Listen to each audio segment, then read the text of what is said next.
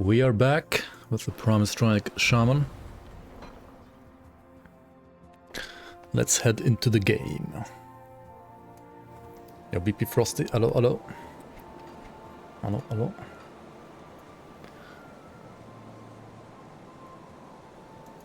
So, I'm gonna get the spider next and then just grab a widow.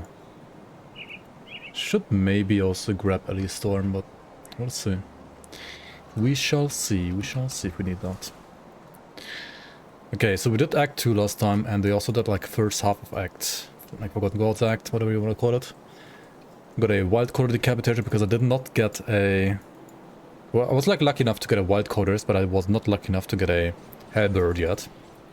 And I'm kind of wondering... I should probably just continue the act a little bit more here. Like maybe Act 3. And then I think the wild coder is gonna... The level 20 weapon is already gonna like fall off pretty soon here, so we'll see. I might have to go to Forgotten Gods and like try to actually get the halberd very soon here. Yo, Blender, Shell Power, BP Frosty, Scatterbrain, Enigma, Monkey, welcome in guys. Welcome in everybody.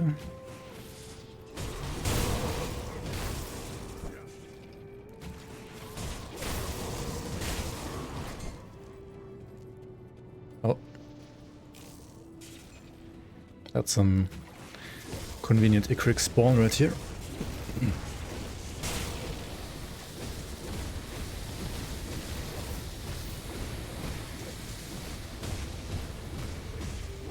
So I still seem to have an issue where I have not enough FoA. Like I'm missing too much still. As you can tell. And also damage, like, could be better honestly. 10k at level 32s. It's not really that high, is it? But it's mostly because of the weapon being a little bad. Yo, Soul Reaver, welcome, welcome. Shaman FoA without savagery, yeah. It's just pretty bad. Not gonna lie. And the skill is still like great AoE. Like, it's not like the skill is bad or anything. But it could be better.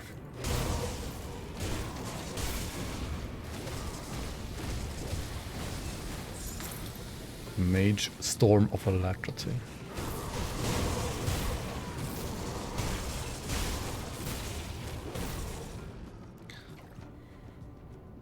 Ah, it's... Well... If only these items were like, you know, pure lightning or something like that, but they're not. Yo, Ethery, welcome in. Like, how are you even supposed to play, like, common weapons, man? How does it even work to play those? I do not understand.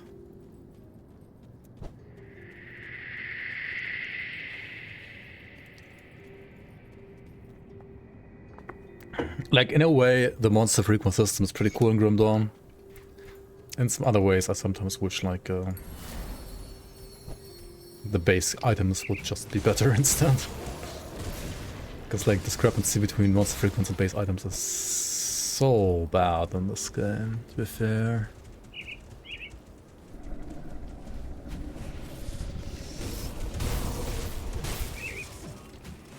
I mean, we're level 32 right now, Soul Reaver, so level 30 to 35 is usually where if you simply put the right points into the right skills, you will have a pretty good, like,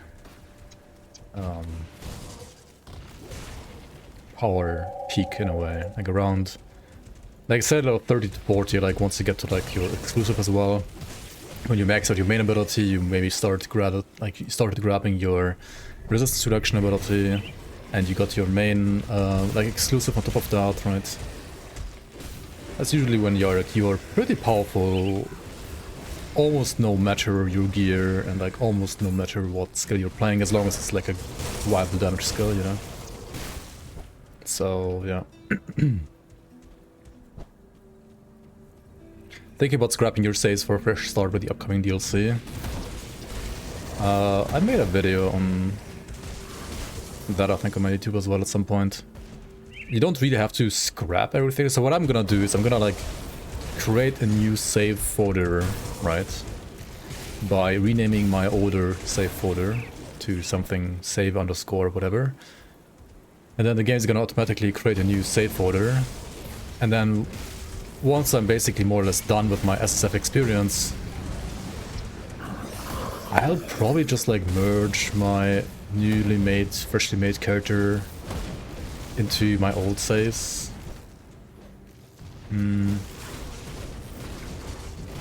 Not sure when I'm gonna do that exactly, like after how many characters still there, but I will do it at some point, I think.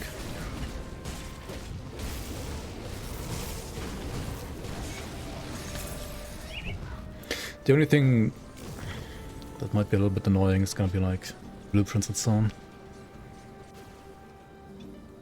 Soldier worst mastery.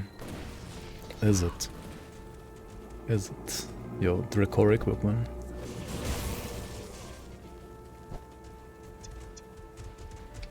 Yeah, you only have to like somewhat figure out a way to like properly merge your like blueprints and so on. That might be a little scuffed, to be fair. I actually didn't think about that. Maybe I'll just merge a little sooner. We'll see.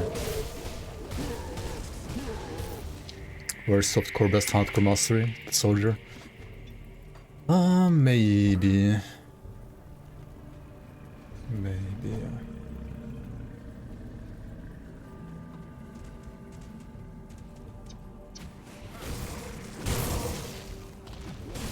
You had like the opposite experience with savagery, really.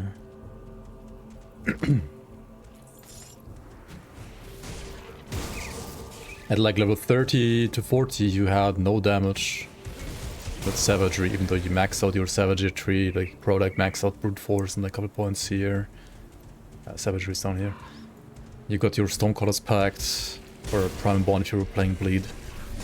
And you got like a monster frequent like Troll Bone Crusher and or the Waldrux Crusher, for example. And you had no damage? What? That seems weird.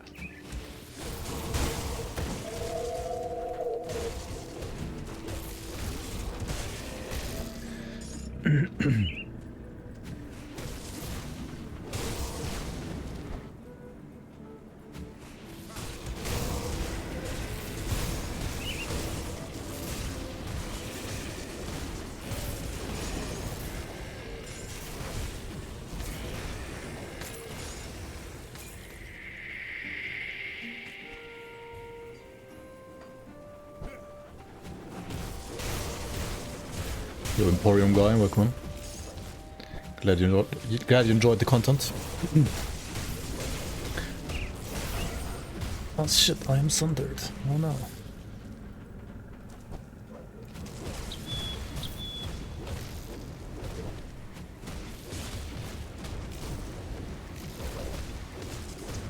Mogara is like one of the first bosses I feel like we're getting sundered, like actually properly can fuck you, right? On other bosses, especially like Act 1, I mean Sunder like literally doesn't matter at all.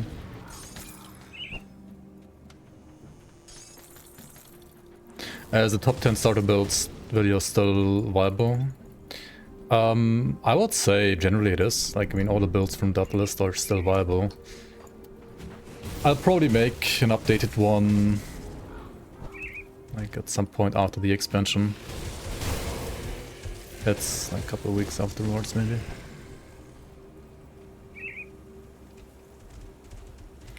Yeah, the problem is, I mean, you're not entirely wrong, so Reaver. The problem is that you are reliant on weapon pool skills for AoE, so you're relying on Upheaval or Feral Hunger to hit multiple targets, like these two over here.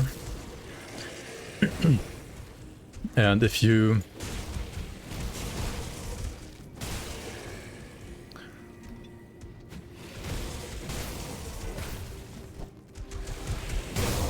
don't have a lot of points into them, then they're not gonna proc, right? However, if you have, well, access to playing the Vassikarn, which obviously we'll be able to have in like 2 weeks from now, or 1.5 weeks at this point almost, only. there's gonna be like a stat on items that you can get called like basically increased chance to be used to weapon pool skills. So, and Bone Crusher is gonna get, I think, an additional 20% chance to use Peril Hunger, which is insane. So you're basically gonna have like 20% more AoE, basically. So curious to why I played Berserker is called Reaver. Yeah, I don't know. What would your suggestion have been? I think they had like Dreadblade.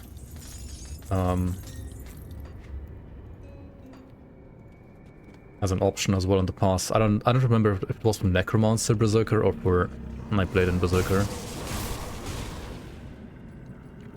But Dreadblade would have been a pretty nice name as well.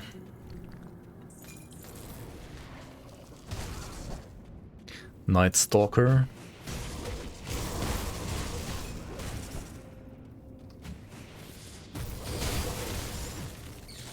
Oh, that could work, I guess, as well, yeah.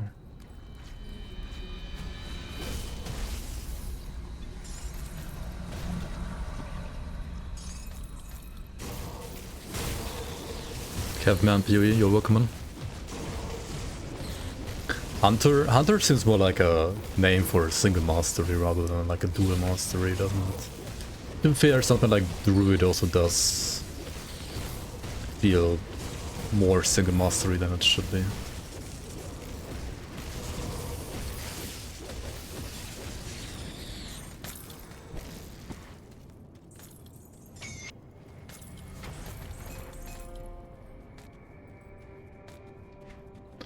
Yeah, also I think a pet is called like that.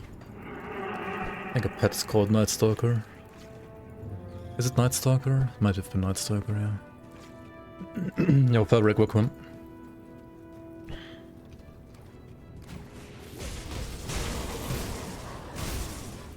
Planning to play a Runekeeper since Pierce and or Cold dual pistols. Nice, nice. Any suggestions on what to use Onslaught stacks for? If you're gonna play like a Pew Pew Pistol Inquisitor Berserker? You probably use Onslaught stacks for nothing. I guess you're gonna consume it with Leap, but it's not gonna like, deal a lot of damage.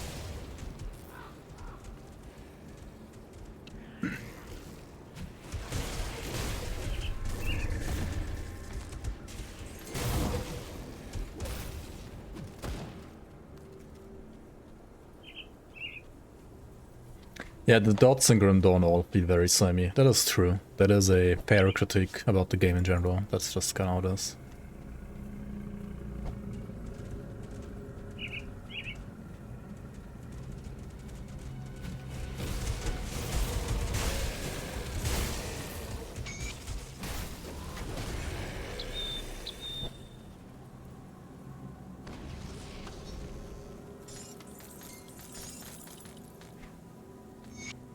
I mean, to be fair, like, Act 1, if you're playing on Veteran, especially, can be very slow and sluggish. The game pops off a bit more later, like a lot more later, actually. If you're playing Act 1 on normal, it shouldn't feel that slow, but I mean, if you're a new player and you don't know, like, how to skill stuff and, like, what items to look out for... Of which, in Act 1, there aren't that many, to be fair.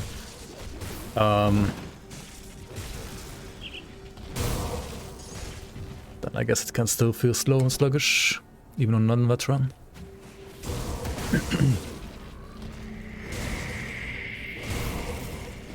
Grim Dawn, in my opinion, is like, out of all the RPGs, arguably the best hardcore SSF experience. Because, first of all, trade and multiplayer is a little scuffed in this game by default, because it's like basically not supported properly. I mean, there is multiplayer, you can do some like super old school multiplayer, and yes, you can also trade, but it's also like, it feels like you're trading in a game from the early 2000s. But for SSF hardcore, it's just like an amazing game. And to be fair, there is also like community run seasons, which hopefully there will be one soon again, which has like proper trading, at least for softcore. Tomorrow, yeah, surely.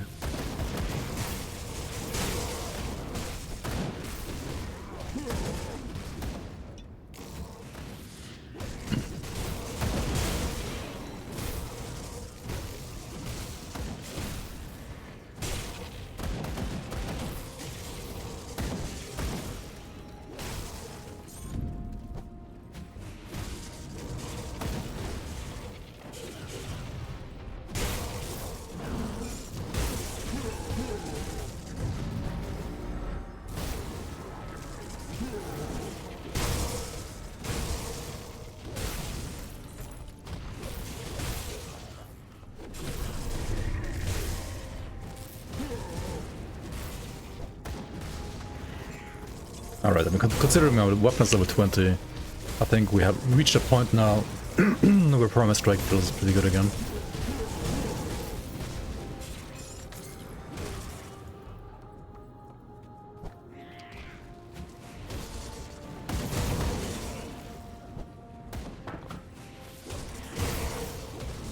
The expansion launches a day before the league, the PoE league. Yeah, that's a bit of unfortunate timing, that's true.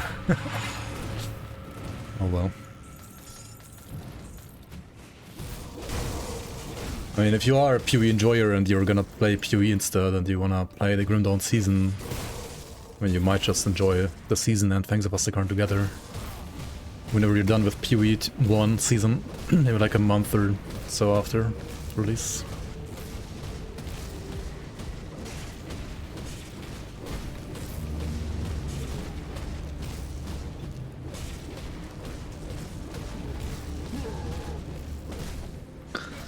Okay, so damage and leech is actually fine, it's just energy that's a problem right now against the bosses at least.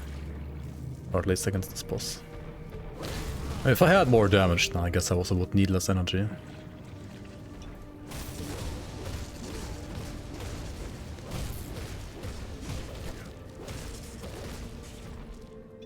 He's hitting kinda hard now. Because of the enrage.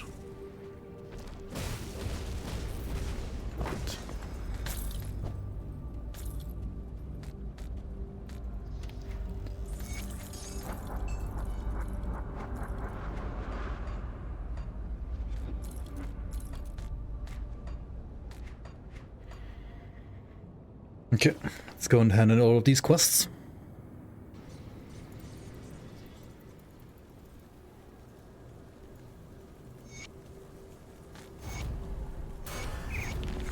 Yeah, I mean, compared to PoE, Grim Dawn is good. You're back.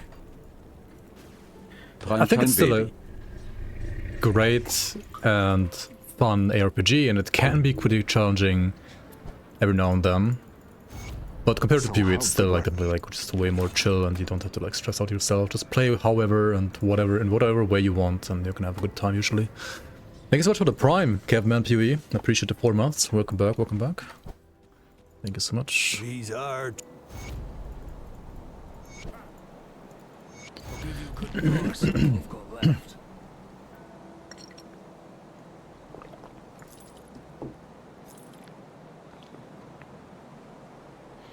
Dude, this Waldrex Crusher has almost the same DPS as the flippin' Wild Quarters, it's insane. Even though, okay, like if this had actually a lightning affix, right, it would be better than the Wild Quarters, which is pretty insane. For a non-savagery, I mean non-Primal Strike weapon. That is kind of funny.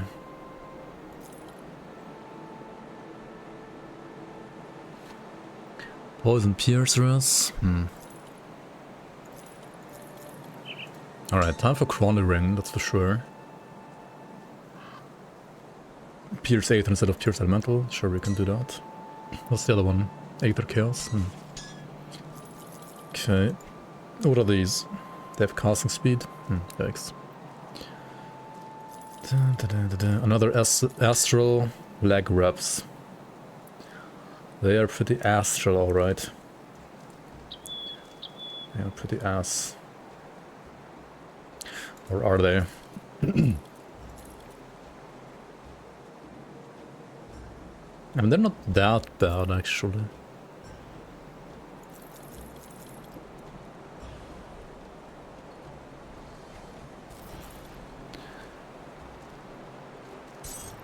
+2 to brute force. Has attack speed base. The affixes are terrible, though. Could have been good. If it wasn't bad.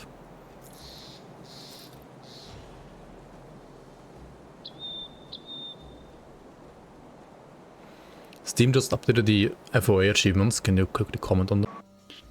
Alright, back to the Shaman. I have ruined it for you.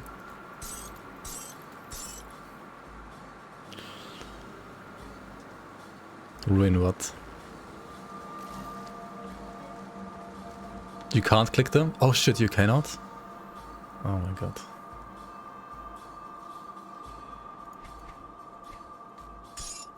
Wait, why could I show spoiler? That makes no sense. I've never seen that ever before.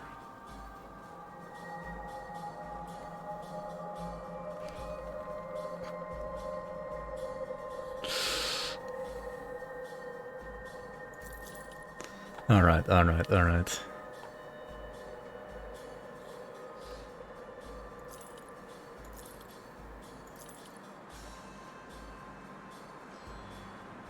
Show spoiler on hidden achievements has been a thing for a long time. For everybody? Like, everybody click those?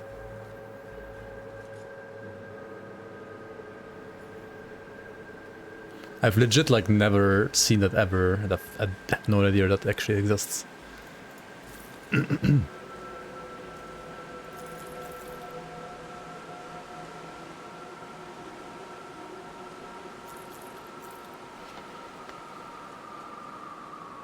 This is a pretty good pair of shoulders, not gonna lie. Let's use this. Lots of resistances, however, I still need the pierce stress. I also need, maybe I use this time too. Brute force. Let's brute force it. For everybody on every game that has hidden achievements. If you go to the global, you can see it all. What the fuck is that? I mean, honestly, I would suggest you guys to not spoiler yourself though. Like, I would not show those spoilers.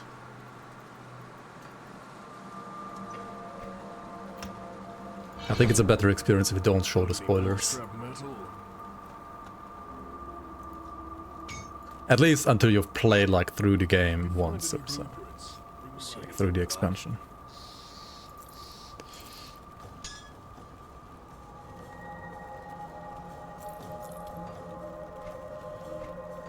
Put it to good use. Prime strike, what a surprise. I know, right? Never seen before.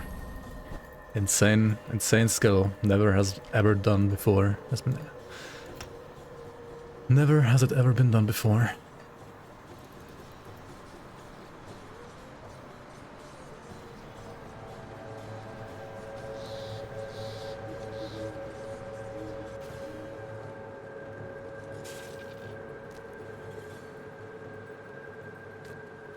Dude, don't click the spoilers, you idiot.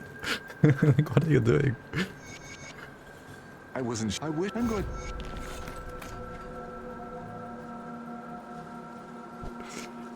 Probably, actually, the very secret one doesn't have an achievement, I'm pretty sure. I don't think, like, the actual secret ones have achievements in the base game or, like, the first expansions either. But I mean, knowing this is Grim Dawn, there's probably some secret one.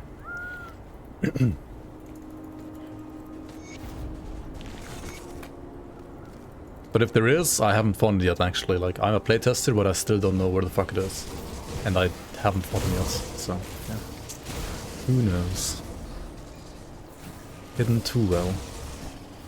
Well, well, well. I mean, I could, like, I guess...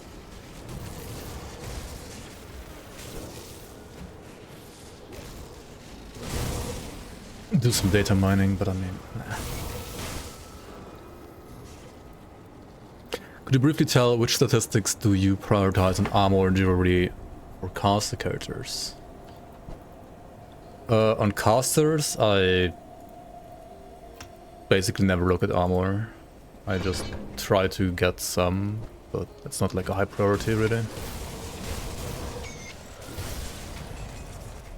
I mean, you want to have some so that you don't die to like flippin' rash mobs, but...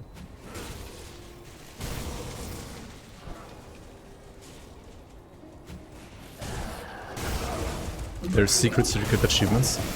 I mean, there are secret achievements in the game right now.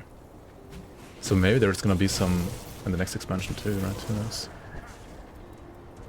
I mean, there's the one run where you have to defeat Warden Krieg, get to level 100, and reach the Vanguard of the Three in Forgotten Gods without any mastery, right? I mean, that's like a hidden achievement, for example, that like nobody knows except for everybody at this point.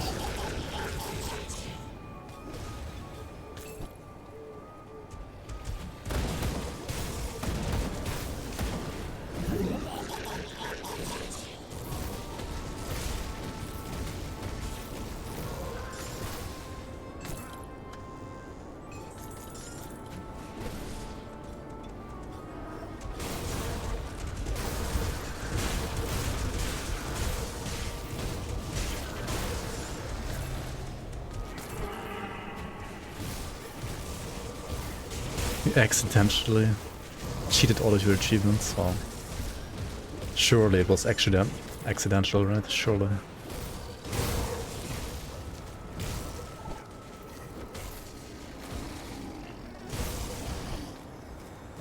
Snumac just did a video series on the classless challenge. Nice, nice.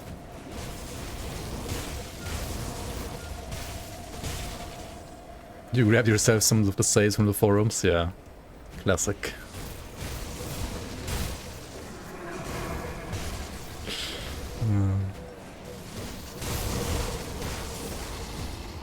That's why even when I did like post build guides on the forums, I usually did not provide a character save file as well. Sure, for like some other min-maxers it would be nice, but for all the casuals out there that like just want to follow the build, and I kind of don't want to ruin their experience.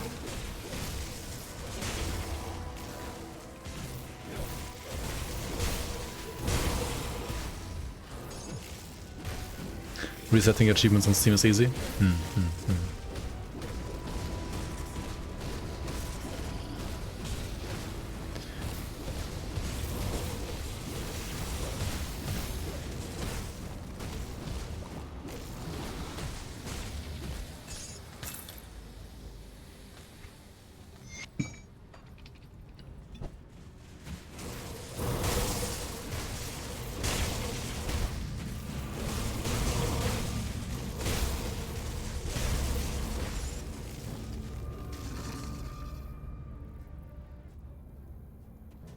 Yeah, I also did not know that. But then again, I mean, I've only like tried to like get some achievements in some games, Grim Dawn being one of them.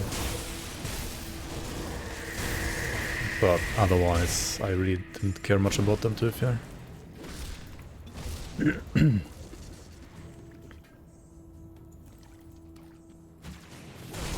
Literally the only 100% game I have is Grim Dawn.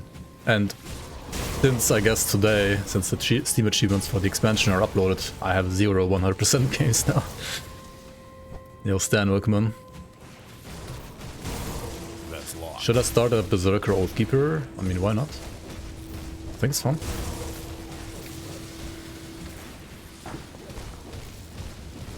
Even though Berserker has like no fire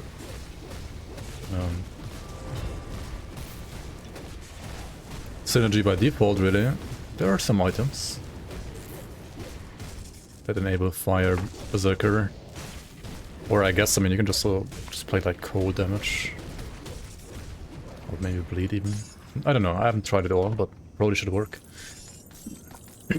Code RF, yeah, for example. At least there's like an endgame setup for that, which should work for Berserker as well.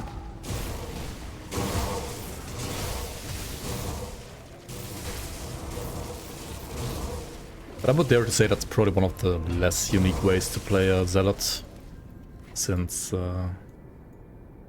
it would probably play like very similar to a Nightblade anyway.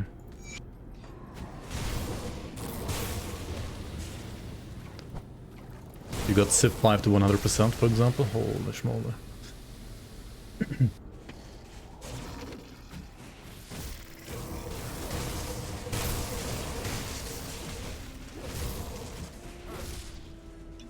I think I had like Factorio at 100% at some point during early beta, but then they added more later with release and expansion, so no longer 100% on Factorio. I really enjoyed doing the one run where you have to, what was it, like only handcraft like so many items and the rest has all to be automated. That was pretty nice. But then again, it was also like almost 10 years ago by now.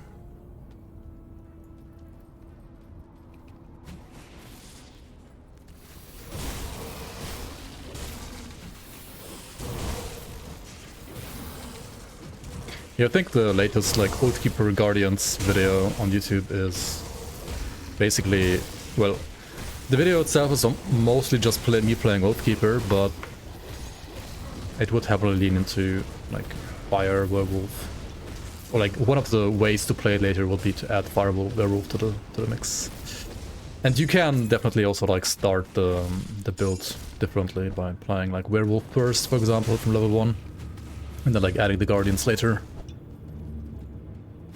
Well, you just wouldn't play fire right away, right? You would need to get some items that like enable fire werewolf first. But I mean, that's fine.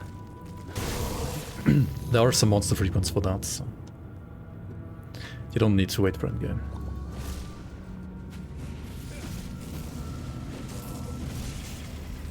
But it's also probably like best, as you said, like just play some Berserker,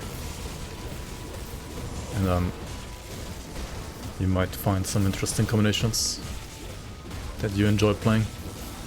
I mean, the obvious good ones are obviously Shaman, Nightblade, and Occultist. I would dare to say like those three are pretty obvious, and since I mean they have like just overlapping damage times.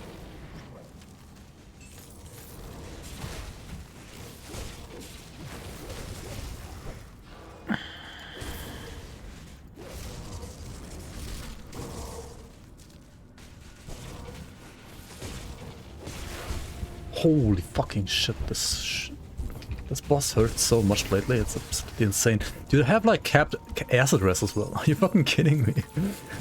Also my cluster was absolutely retarded because I used it like way too late. And I should have just not used it at all at this point. Dude, what? My poison rest is capped, what do you mean? What's this damage coming? Where is it coming from? Is it vitality damage as well or something?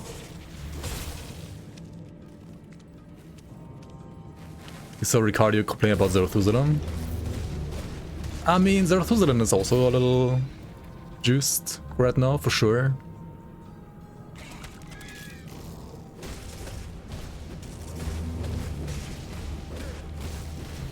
But honestly, like Ravna and Zarathustra are, in my opinion, like only a problem in veteran. Like, but I mean, if you're playing veteran, you have to be a veteran, right? Like, I mean, if veteran isn't hard, then what is?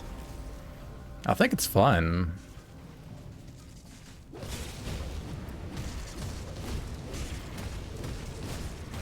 You can just not play veteran if you don't want to have a hard fight, right? British Trials are acid only. Dude, I have 6,000 HP, by the way. Because I'm a shaman, right? Other classes would have less than this. You have scrap workman. Hello, hello.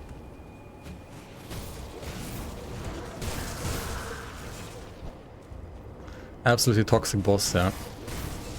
Also, to be fair, it is a side content optional boss, right? So you don't have to do it.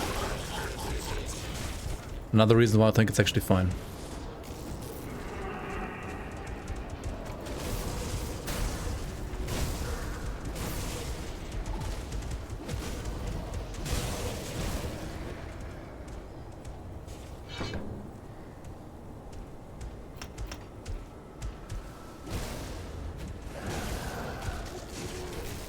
Shaman. Shaman. Can I play this build if I don't drop blue items? Yes. Just farm the green items.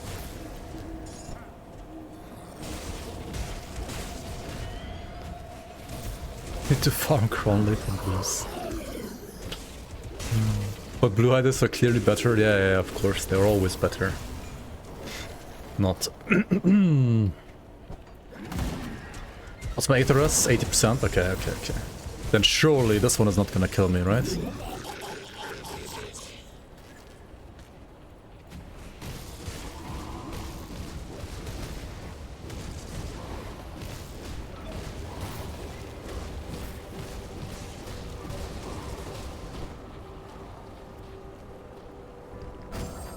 What? How did it hit me?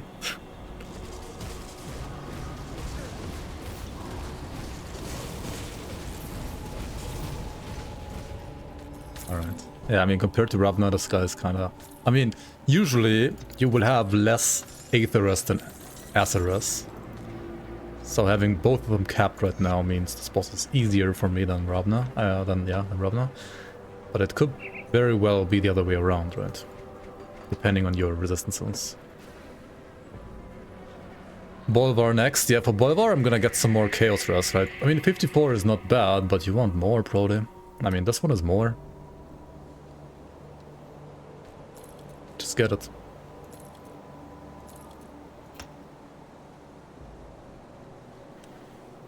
Just get more. I need more Vitality resistances as well, though.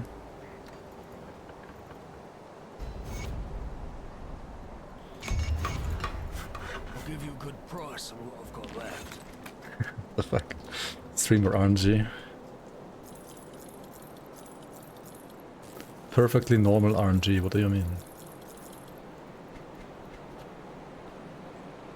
Almost all capped rest 36. Yes. Put it to good use. That's how you play the game, right? You're going here with 20? Yeah, you went here with on 20 like 2 patches ago on normal maybe. Just the person. There are 2 other. But not on new veteran. I have come to represent Probably. Clayman's Chosen.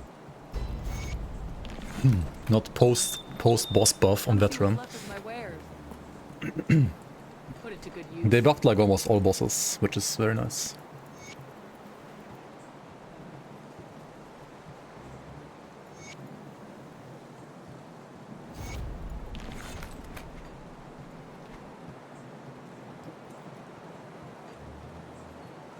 Okay guys, how do I get vitality resistances?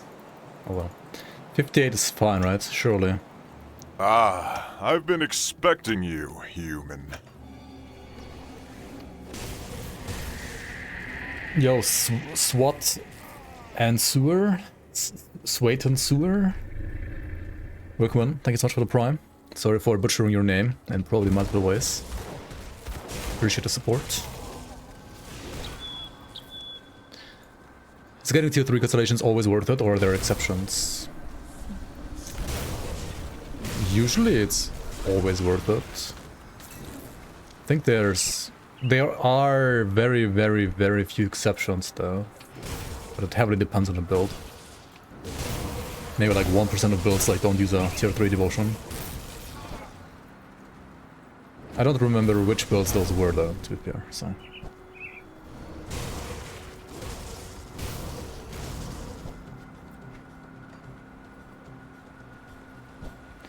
I think there was like some kind of like either fire or retaliation build at some point that didn't go for tier 3.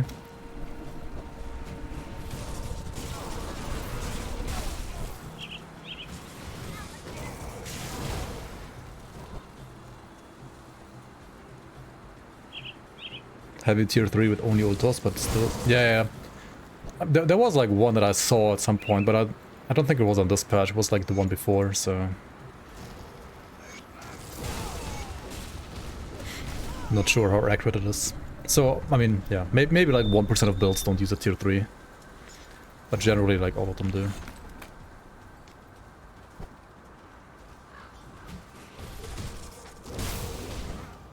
It might have been like some retaliation build before they buffed the Wire devotion a little bit. Maybe.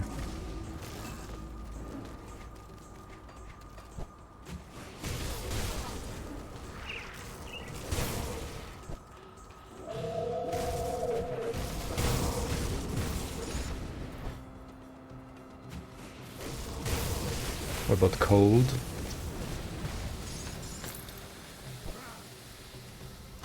And usually you get ultos or Yugol on those, right? Leviathan sometimes as well. Sometimes, like Leviathan is a little scuffed, but sometimes you can even play Leviathan. Base of Shower. What? What devotion is that?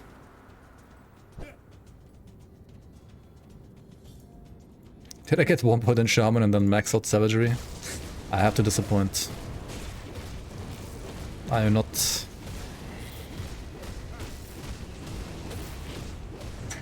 Oh, Meteor, Shower. Like Torch Devotion, okay.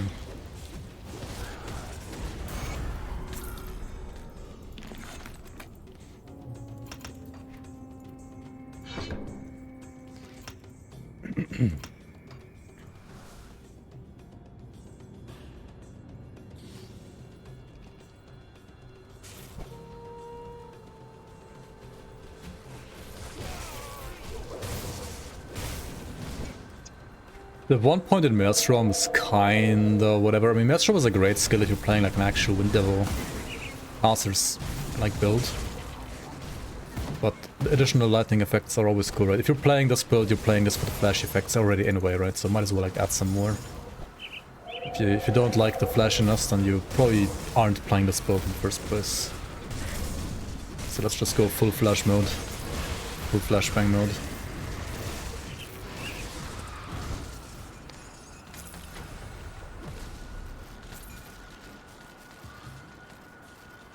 Yeah, the game has changed quite a bit now, honestly, like, because of all the feedback we gave. Like, we playtesters gave for Face of Asakarn. I think the game got a lot harder again, which is good. At least in my opinion. I mean, there's gonna be some people out there who are gonna be upset as fuck, but... I mean, I don't know, like, just get good, maybe? Or just play on normal, or... just gear up properly for Ultimate and Ascendant. Or you can, if you're playing base game only, right, I mean, with no seasons, I mean, you can literally just play like all the way to 100 in normal mode anyway, and like stay in normal mode for literally ever if you want to. You can even like play your endgame build in normal if you really want to.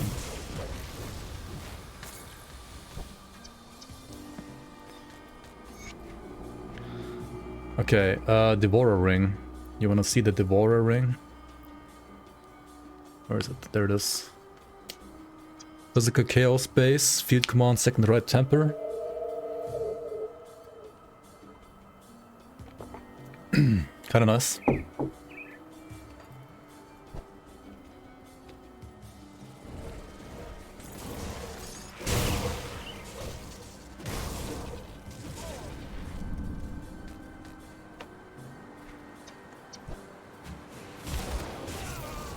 Almost upscaling at 85. It does in the league. It does not in, like, without the league. There's some areas that scale all the way to 100. If you're not playing seasons. I think that's bullshit, so I made it not scale all the way, but if you're playing vanilla Grim Dawn, then normal does scale all the way to 100, at least some areas do. That's shit, Bolvar.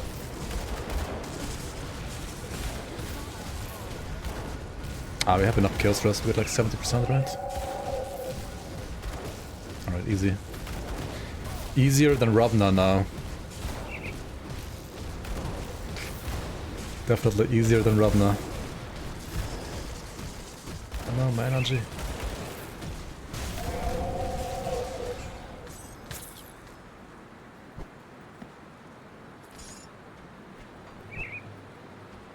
Okay, we got 5 insignias. We got the shrine, we killed Bolvar, we found the farmers, so we're done here. We can move on to the next map.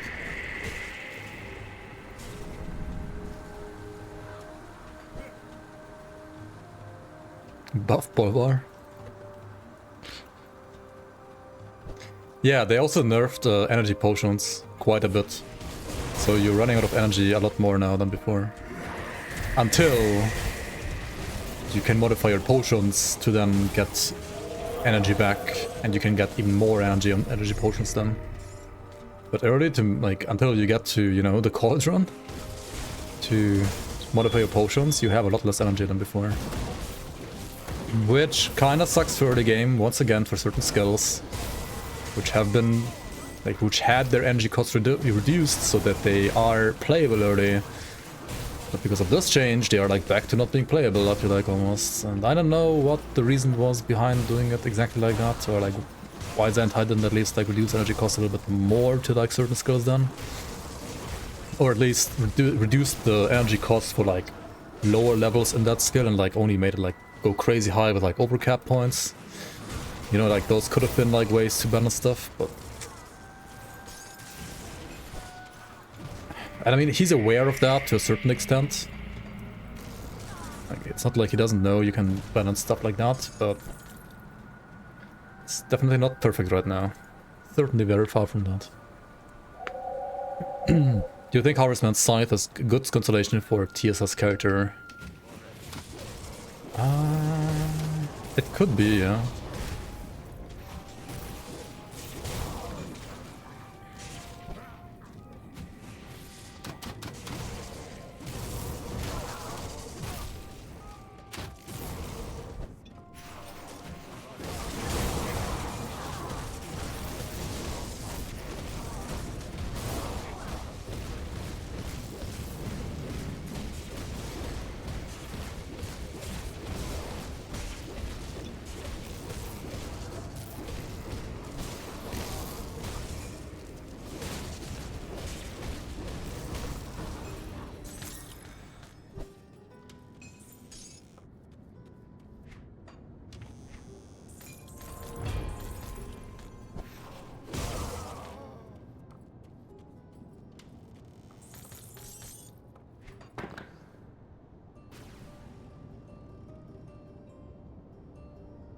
Sure, that means you have more options for Leech and Regen.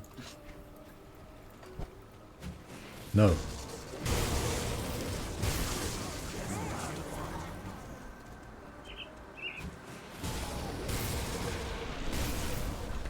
At least not early on. I mean, there's ectoplasm, right? Cactoplasm.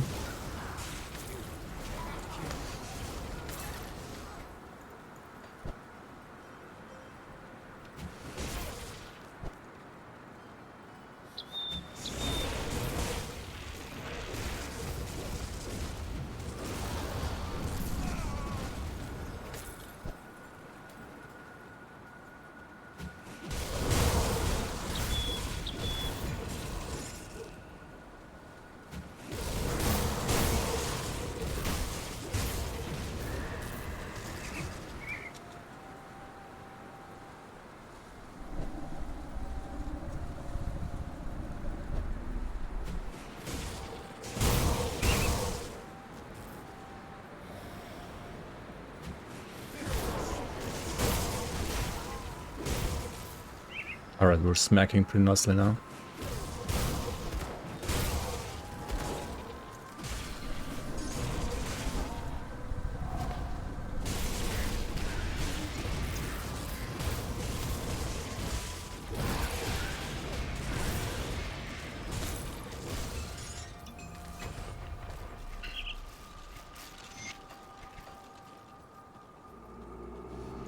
When those Wind Devils work for ranged characters too? Oh yeah. I mean, they won't always work perfectly as like max range, but I mean, enemies are gonna close into you at some point, and then against the enemies, against the resistance reduction does matter. They will always apply like their aura, like the resistance reduction aura. So yeah, they're like good on any shaman, really. At least any that has like elemental damage.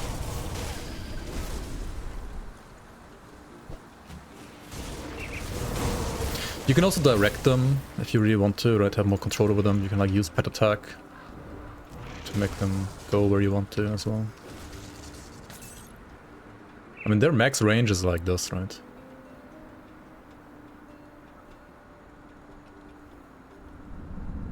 Yeah. That's a pretty decent range.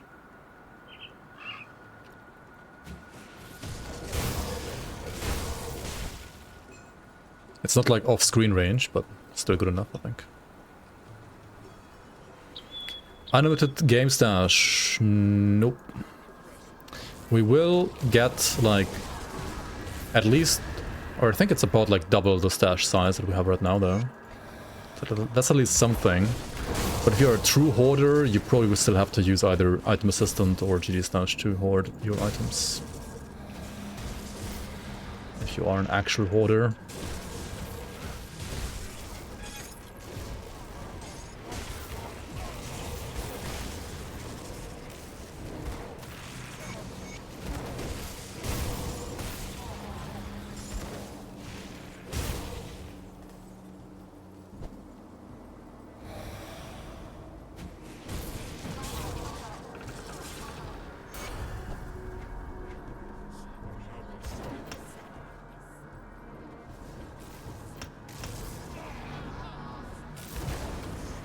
Okay, I'm gonna grab the Wendigo Totem here. Like, once you have access to Blood Pact, I think adding Wendigo Totem to, like, any, especially, like, melee weapon damage-based build is pretty nice.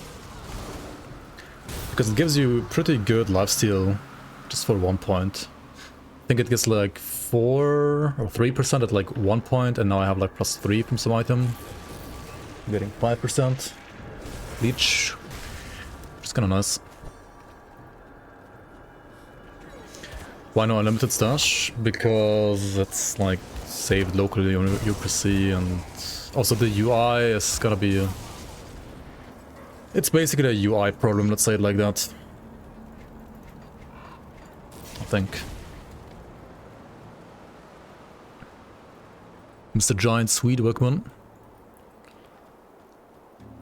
Is starting now foolish? No, it's not. You can start now if you want and just continue your character later if you want.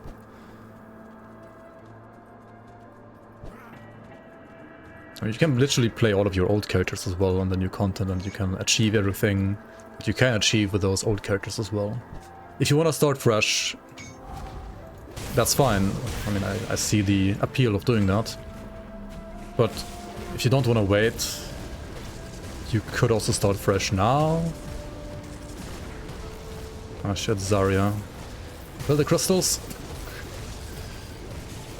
She has too much HP now.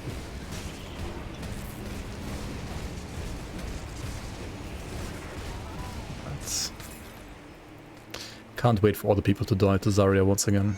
It's gonna be fun. Do you think the new class is gonna be really strong? Yeah.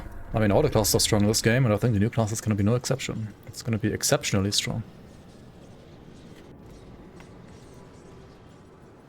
Would the leveling process be different for 1.3 Fangs of Astakarn? Maybe the speed leveling is gonna change a little bit. I'll certainly like make a video on that at some point. But like the fresh start leveling is not gonna change much for Fangs of Astakarn. There are some monster frequents that are new that like drop in non-Fangs of Astakarn areas already. Which, if you're playing a build that wants to use those items, then yes, you should probably like wait for the expansion. But otherwise, you can just play now, it's fine. Hold on, Tempest Sigil should be decent for Shamans. Raging Tempest +2 is not bad. Also the flat lightning damage is not bad.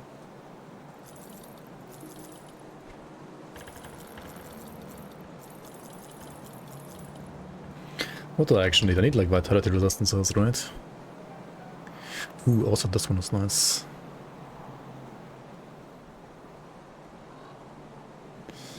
Oh boy, this one had Aether and Chaos Res.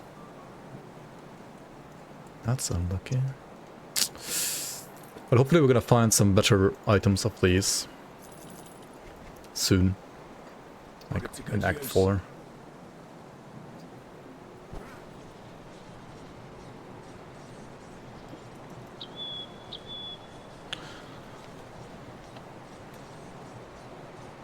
Ingen fara, Mr. Giant Sweet. You're welcome.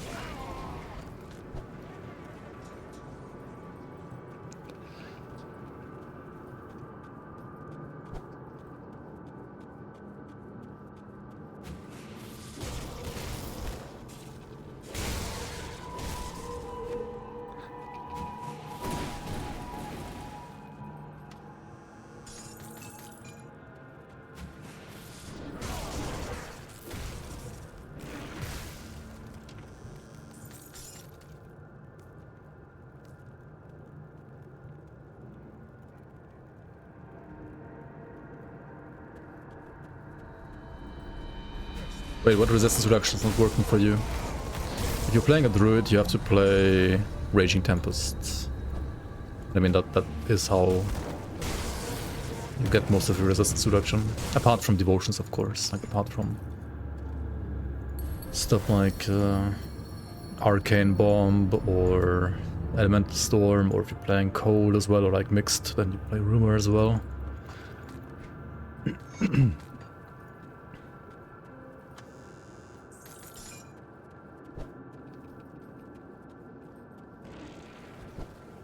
Yeah, there is no weak class in this game, really.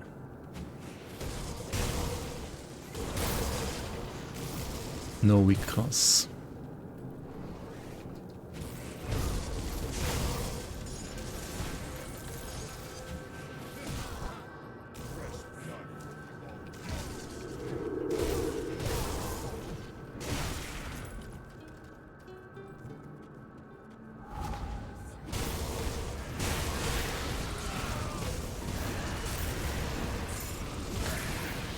Sleepy Strya time.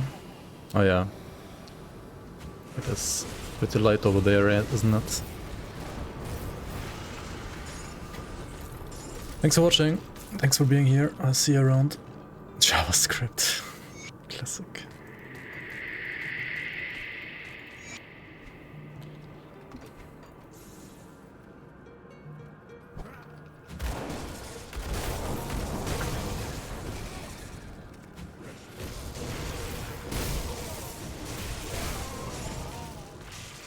You got to homestead without like assigning your skills to the bottom bar? Wait, what? How did you even make it that far? It's crazy.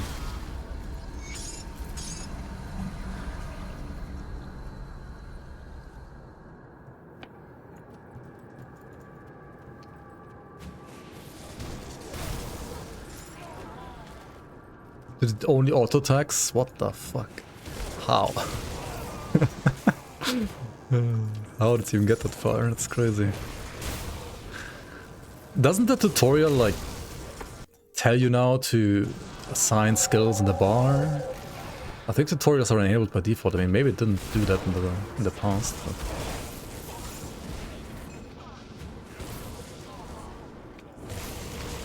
But... died a lot. I mean, yeah, I can imagine.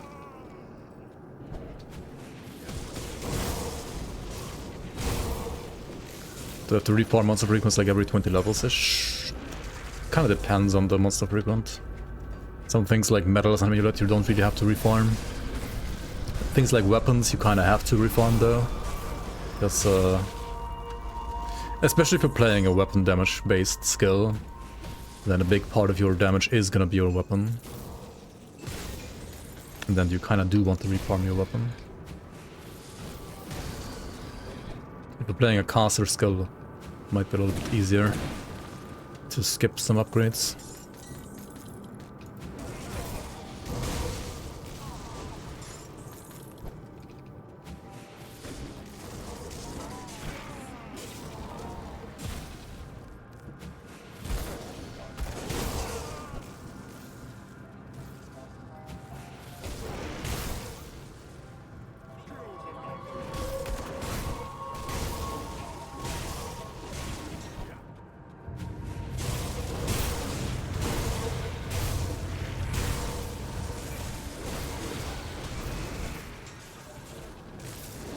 Can't do the tutorial if you can't read. There.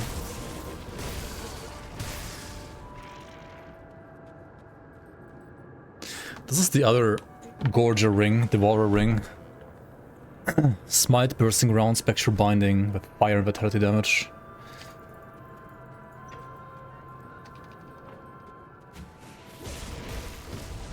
Alright, Corrodes. Let's see what you have. He has a resistance reduction, just like Zarya. Curse.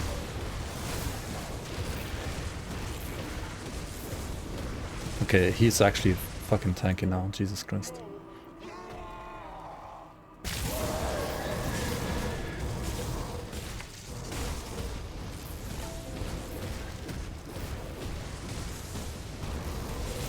I'm gonna be out of energy in 3, 2, 1. Should probably like not stand inside the pool, right?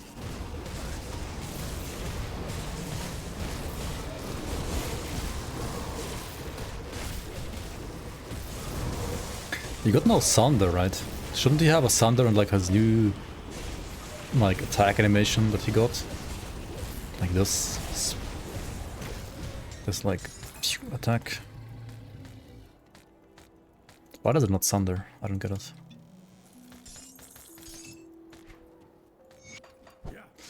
Oh well.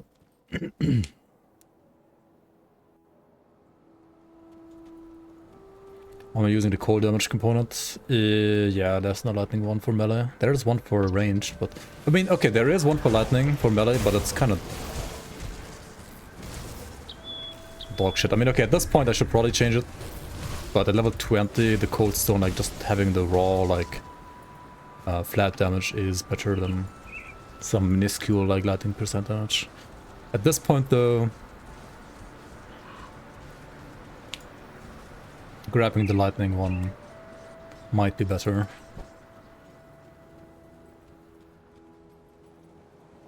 Cracked lodestone direct connect one. I mean, yeah, but it sucks. Let's see. I've already. Well, you can play cracked lodestone, but it kind of sucks compared to cold stone.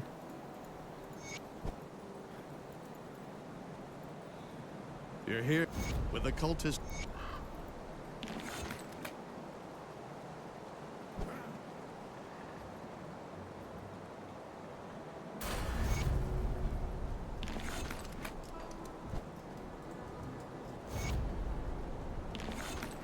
See anything you like?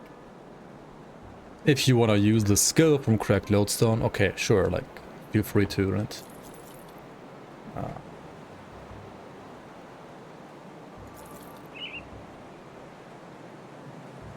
Ooh, wait, this is a new metal. Hold on.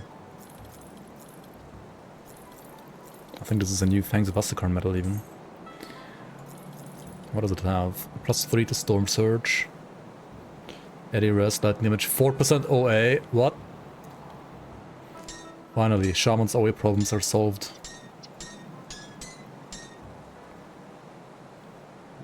Ah, it's better than Tempest Sigil, right? Maybe not. Or like maybe about the same. But it's lower level, so we can use it already right now. Also, these rings... Wait, no, this ring at least had attack speed. Attack speed and Vitras.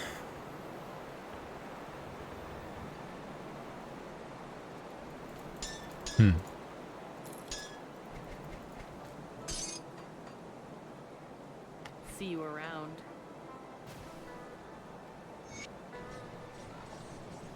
Lightning Nova is also at level 10. Need something broken down? Goodbye. Maybe.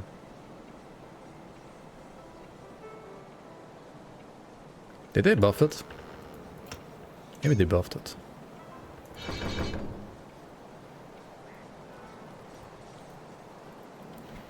For spells, they're both 12%. I mean, Cold Stone is 100%, not 12% damage increase, and it has like a shit ton of flat cold damage. So... What brings you to my forge? I mean, there is a good lightning one. There is this one, which is great, but it only works on guns. Or caster offense. It doesn't work on 200 melee. Because this also gives you like 100% lightning damage. And then also like a lot of flat on top of that. I mean, the other option I could play is Amber. I could like play 25% lightning damage and like a powered lightning nova. Like this is the only actual thing I could do here.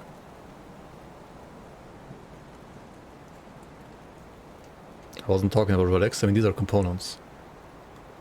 I'm not talking about relics either. These are components. What am I most excited for besides the new class / area for the new patch? The game just generally being harder, and also Ascended mode being there, and then fighting bosses on Ascended mode, and creating new bosses myself for Ascended mode for Season 8. It's gonna be a lot of fun. And also like trying out all the different builds that you can make. It's gonna be fun, fun, fun.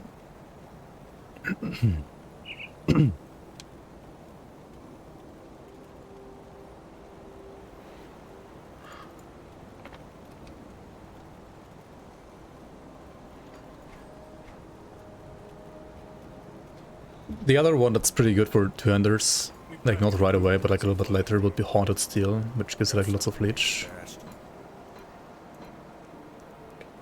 That is actually kind of decent. Ooh, there's also Kyrian's Shattered Soul that I got earlier. I should just use that for vitality resistances and attack speed. This is very nice. Unfortunately, I don't deal like any fire or vitality damage, but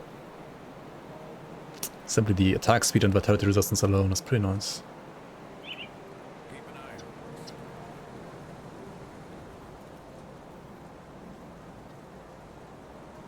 See anything you like?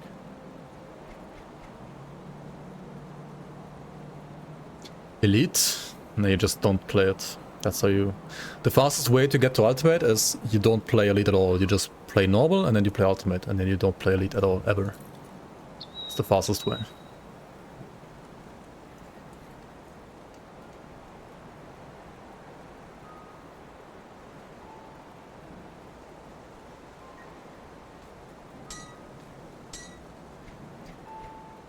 Put it to good use.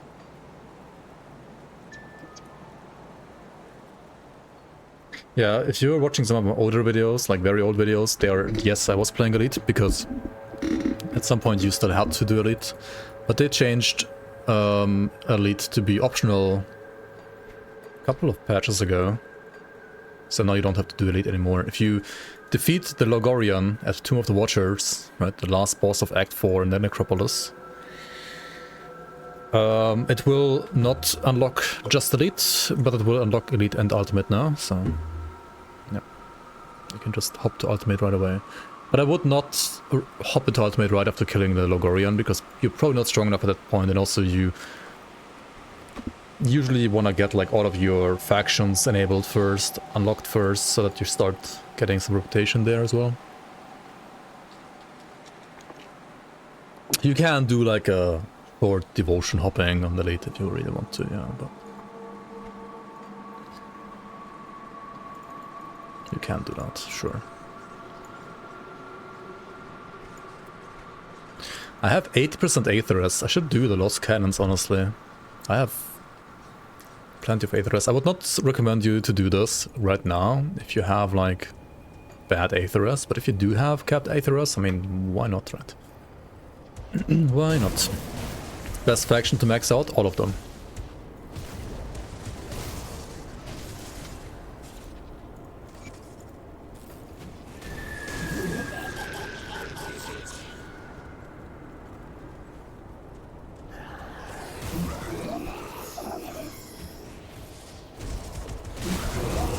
But yeah, I guess Mammoth resistance is like one of the best because of the experience potions that you get. Which are huge for... well, maybe even your first character, but even better for your second characters. You need faction reputation for crafting augments, yes. I mean for crafting crafting recipes, yes. But also for... like some of the faction gear can be pretty decent for some builds. But more importantly, you need it for augments. Like every item in this game can have a component and an augment. And you can only get augments from faction vendors. There's no other way to get them. So yeah, you want to use augments too. At least for endgame. For leveling, they're not as important, but endgame if you don't use... I mean, endgame is balanced around you having augments in every single slot. And if you don't have augments, then you will just die. Deal no damage, basically. But mostly you will die. Probably. Depends on the build, of course, but... I mean, either way, like, augments are a huge huge boost to your character. And to be able to like choose the optimal augments for your build, you ideally want to just be like maxed out with all the factions, so you can also like change them at will.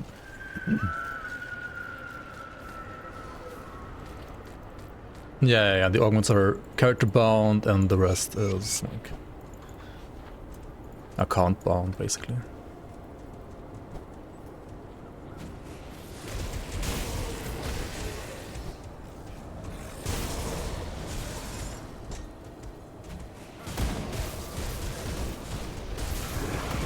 Can I show you my build?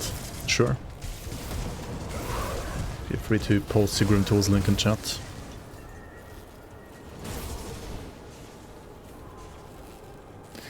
I'm not gonna do like a deep dive review on it though. We can do that kind of stuff like on the couple days before Exavasa can release, maybe when the Grim Tools, like whenever the Grim Tools is up.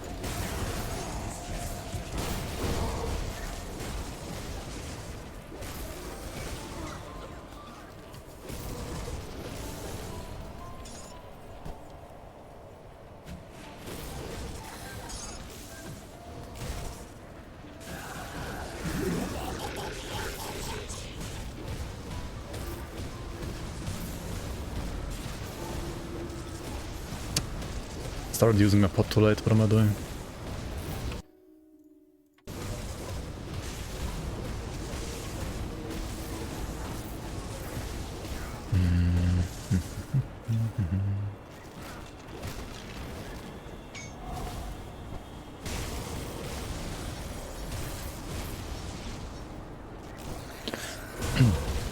I gotta check again like what I need to do to craft Arcane Spark. Because I should be able to get one soon, I think. And it's gonna make this build feel a lot better with the energy consumption. That's locked.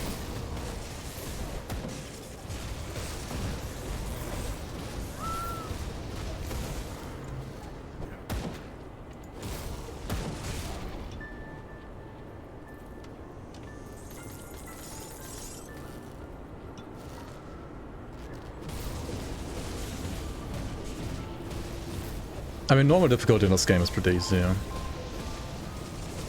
It is pretty balanced around casual play or like just getting to ultimate fast play. Like, in many ways, Veteran is not really that efficient to get yourself like hooked to endgame, but I think it's a nice experience if you want to have like a challenge in the game right away. So, in a way, even though it's slower and you're getting to endgame slower, it is more fun in a way, that is to me. Because it feels like you're actually playing the game a little bit earlier. Like, normal difficulty is literally just, the entirety of it is like a tutorial, right? All about normal is just a tutorial.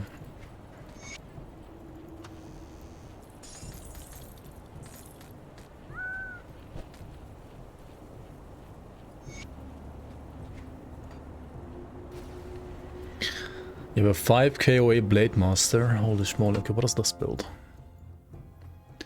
5 KOA Phantasmal Blades Blade Master. 200% casting speed, Spite Master. Pew pew, spamming the blades. Wait, why is this not maxed out? Can't you get like some more items that like give you more points to Nether Edge? Like there's a lot of damage in these like nodes here. Like lots of flat damage, also some crit damage.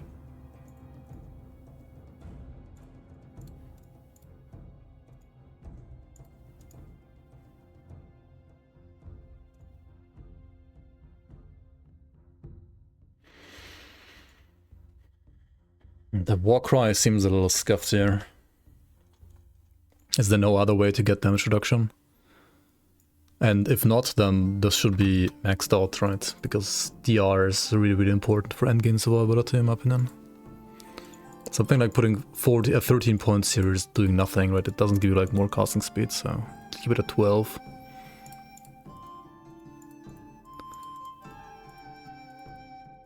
Field command, uneven points are actually worth it nowadays, I guess.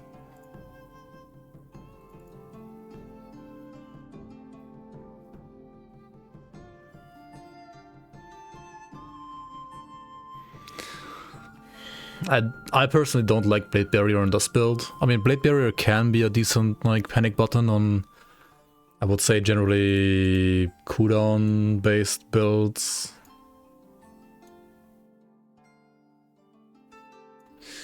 Also, you don't even have anything to proc this with, right? Like, you went all in on offense here. And, yeah, I would probably... you need to get some defense from like your devotions. You need to get either something like Ghoul or at the very least Turtle, but I think Ghoul is probably better for this. Because you don't want to have to use Blade Barrier. You want to be able to face tank and then like proc a devotion to like, whenever you're like in a dire situation, you want like that devotion to proc for you and then make you able to deal more damage and leech back. Because Blade Barrier, I don't know, you will deal no damage while this is up, right? So it's kinda... The build is just OA maxing, it feels like. I mean, 5k OA is impressive, but I think it might be OA maxing too much.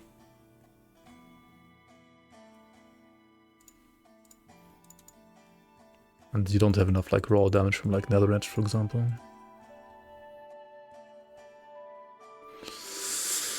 But then again, I'm not sure, like I have not played this. I mean, I have played a build like this in the past, but it's been a long time since I played this. Did he take Minir's will? No, he's all around raging. Which is also why he has like such high away. Like this is like this build in general is in my opinion like already kinda glass cannon-y. And this specific spec that you made of this build is Giga Glass Cannon. But then again, I'm also like judging it from a hardcore perspective at least. I mean, this would probably die in hardcore very quickly and then you would never play the build ever again. But it will be good damage. It would be even better damage if you had more points in Nether Edge probably.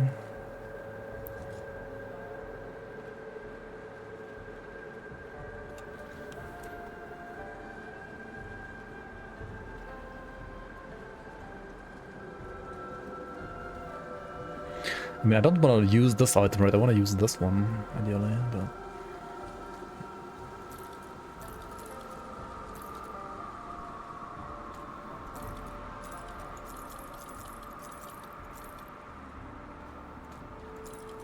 I have so much HP already, like, it's crazy. The affixes on this are so bad though, so I'll still sell it, because if I do use this, it's gonna be one that has better affixes. Plus 2 to Wendigo Totem. That's nice actually. And a lot more armor. Sure, I'll lose some Aetheress, but I'm like 6 overcapped. Going down to like 76 on normal is not too bad. It's okay, it's acceptable.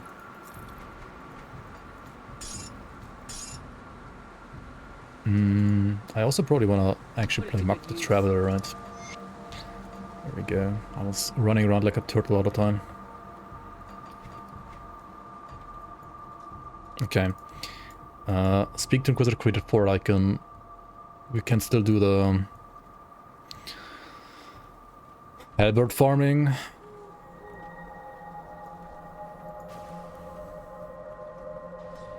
Says the washed up hardcore streamer. Need something broken down? You're not entirely wrong.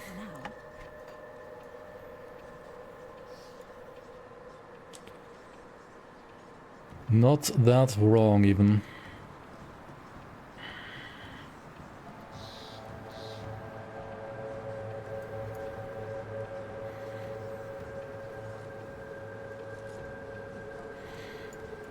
Okay, so we could either go for Spear,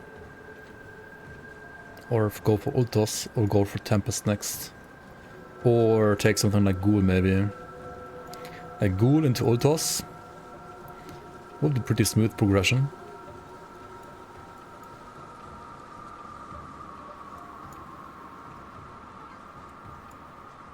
I guess. Is Warlord the best option for easy one-button Isle Reckoning build?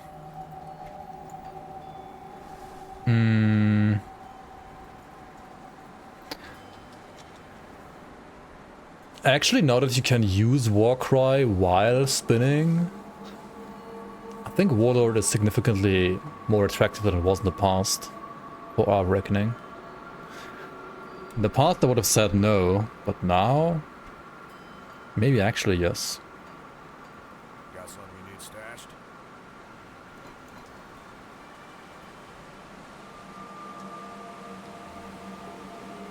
100% no. You would still say? I'm not so sure anymore, actually.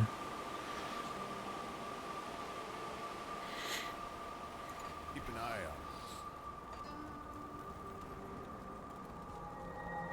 out. Okay, let's go with Ghoul Ultos. I think that's pretty good. What troubles you? Damage seems fine for now, and I mean we're gonna get more damage by simply getting a better weapon and so on. I probably want to get to Forlycan first, though. Because I'm gonna be doing a very short, quick detour into the Fangs of Asakarn Act, up to the Kern Hold. I will remind you guys once more on stream when I'm actually gonna go there, and then if you guys wanna see no spoilers, you can mute the stream or like not watch the stream for a little bit and then come back later. It's probably gonna take around like 20 minutes or like maybe half an hour max whenever I do enter Astakarn. And do I want to go there? I mean, stay tuned. How many days to complete one character, you mean? It depends.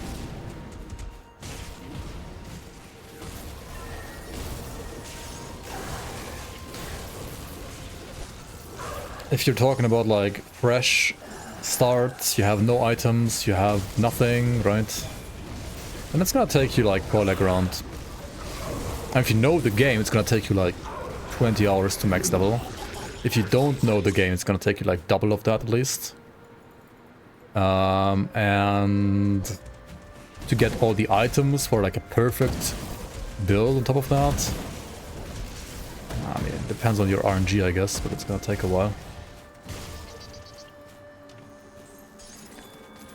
And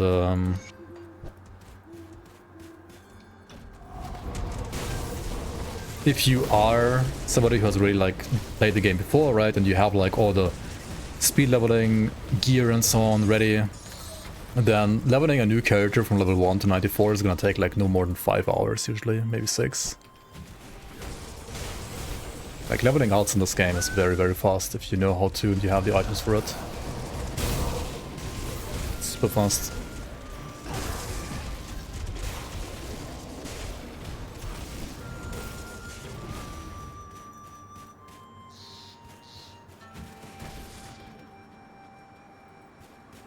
How long does it take to complete Fangs of Astakarn? The same as my mouth. I would say it's a little bit longer.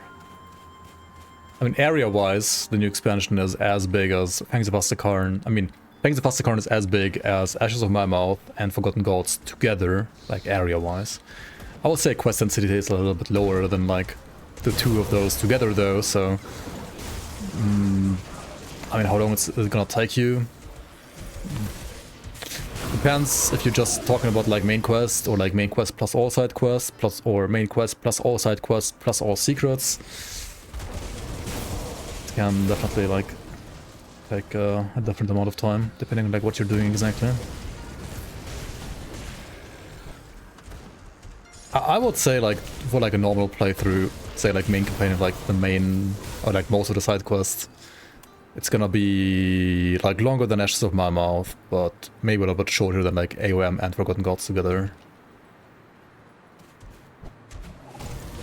Maybe say like Ashes of My Mouth and then maybe the first part of Forgotten Gods all the way to Vanguard on top of that. But yeah, more or less like that.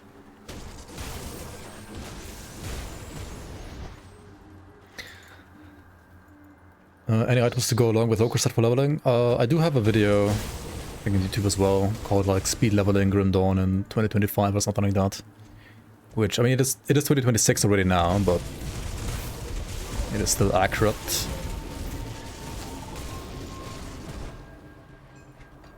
And I do hover over, well, like I do mention a couple of items to go alongside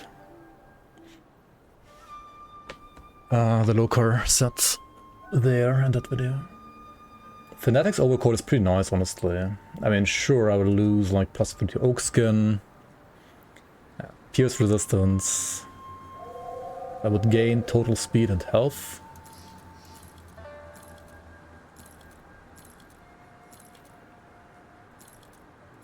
And a little bit more chaos rush. Ooh, the oak skin points are actually huge resistances, aren't they?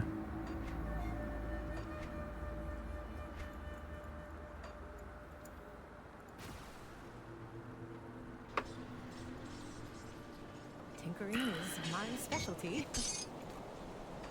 Be safe out Yeah, the new expansion also has secrets that I've never seen myself. Like, I'm sure of it, probably. Like, I have discovered some of them, of course, but definitely not all yet.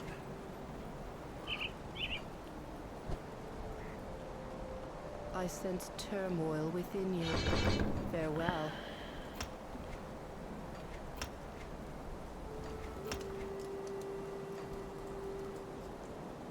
You can't buy it yet? Well, because it's coming out on July 23rd, and there's no pre-purchase.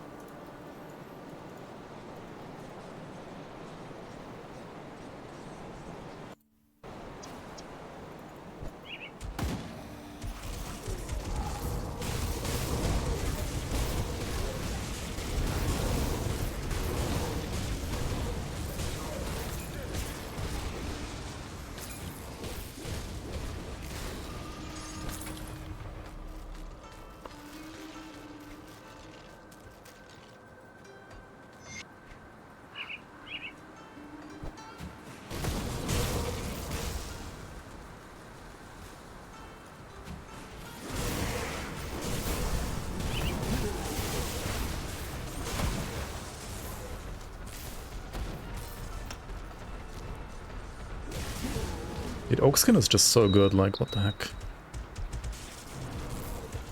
Two premium resistance types that you're getting, Pierce and Aether. It's really, really nice.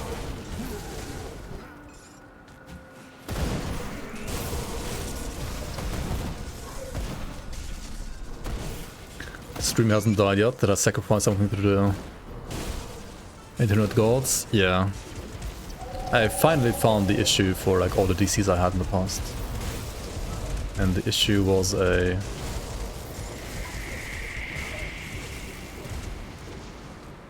actual faulty... What's it called? Like the hardware part where you put your LAN cable in. Like LAN cable controller, whatever it's called. Port. LAN port. On my PC's end, actually. Not modem. Not router or modem. It was like on my actual PC. Ethernet hole, yeah. How did I find that out? By basically ruling out everything else and testing literally everything that you can test. Ethernet port, yeah, I think that's what it's called. So now, I bought a like $5 Ethernet cable to USB adapter, and I use my USB port for my internet, and now it's working. Oh well. Could have had that fixed like a long time ago already, I guess, but I Put it to good use. scuffed. Why did I go back?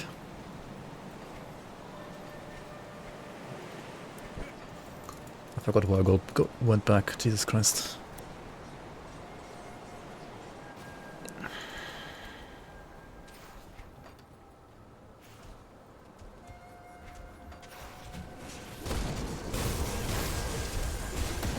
Just buy a new PC.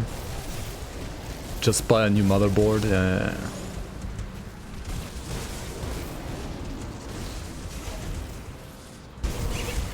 I mean, you could also just buy a new motherboard.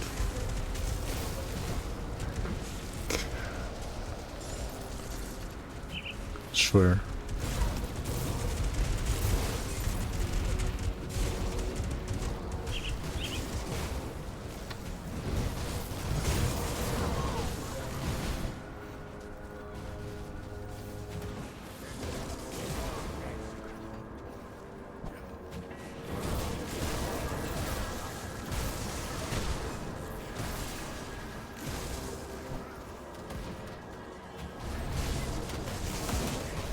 the one-time switching cable to Wi-Fi would have helped.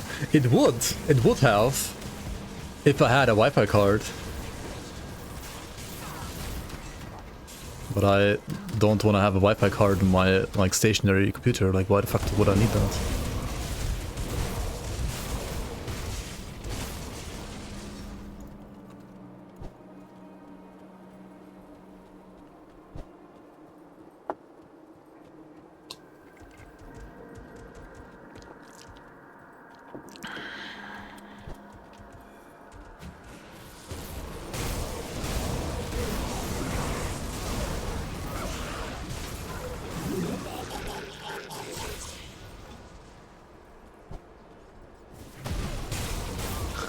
I guess it would have helped, like, in that one situation, though.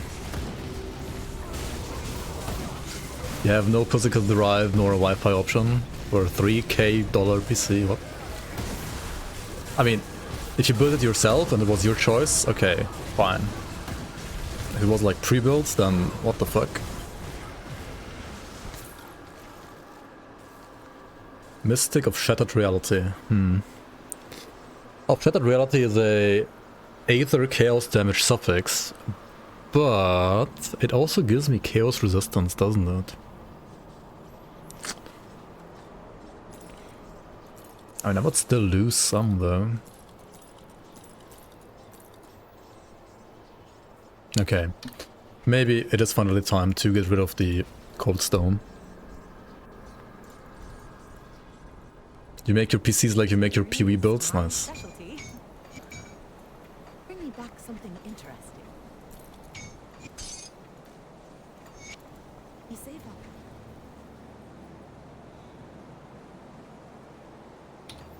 there. Come see what's left of my wares.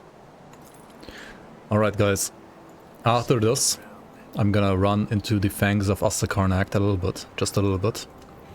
Up to the current hold, and also to get like maybe an item that can be helpful here. So if you don't want to get spoilered, feel free to mute the stream and like minimize it for, I would say, like 20 minutes, maybe like half an hour. You can come back in like half an hour or 20 minutes.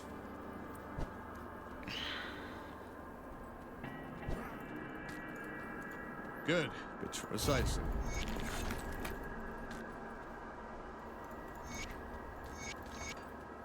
But if you have been here for the Just a few days ago. dev stream as well, then you already know this part of the act already anyway.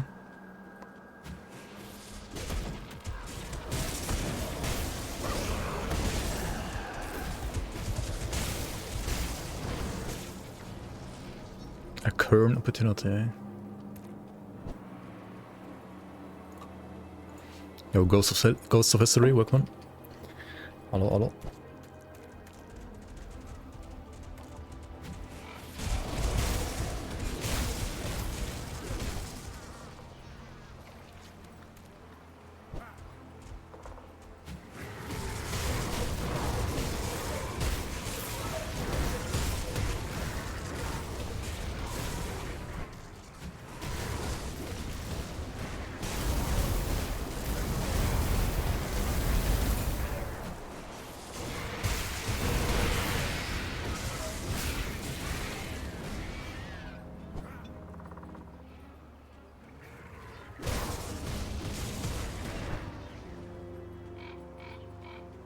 Oh, I told him.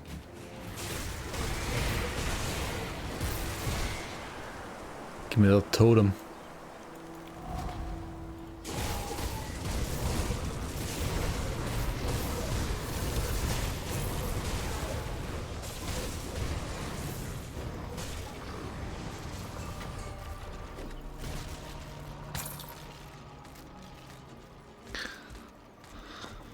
Well, new item. You wanna have an item spoiler as well? Alright, here you go.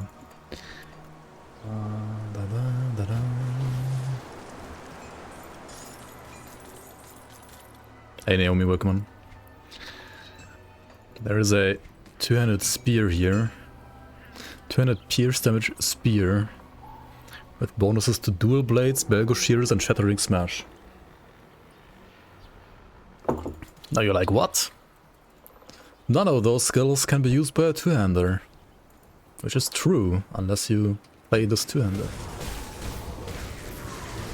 Whenever an item gives you skill modifiers to skills that usually wouldn't be able to be used by that damage, like that item type rather, that means that this item enables you to use that skill.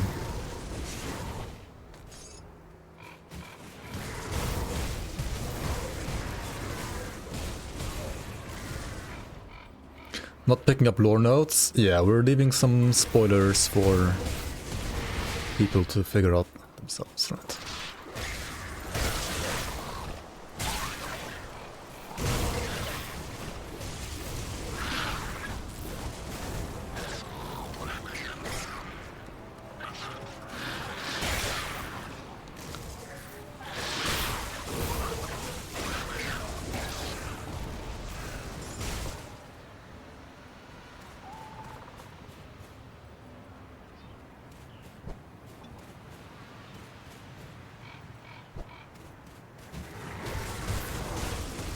Also, if you guys are wondering, this is not in-game music, I'm still playing my playlist, so... Thanks if Asakarn does have music, but it's different to the one that I'm playing right now.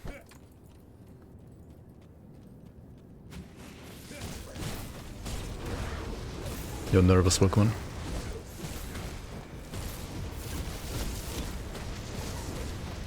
Ah, I've been expecting you, human.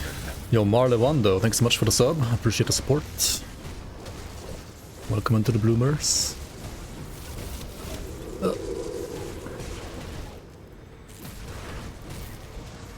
To the ice ground, holy schmoly.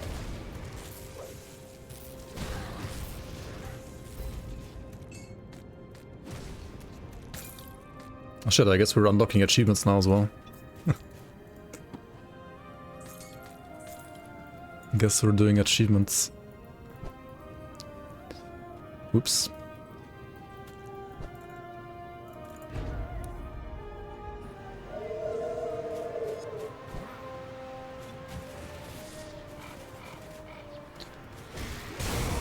Are the DLCs worth it?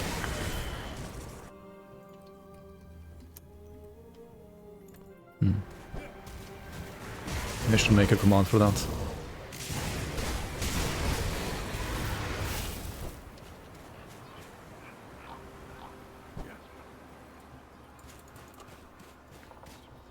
Do I get anything from the hidden path and the other difficulties?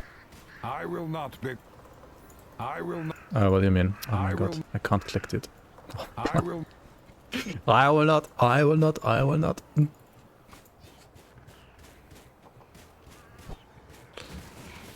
I will not.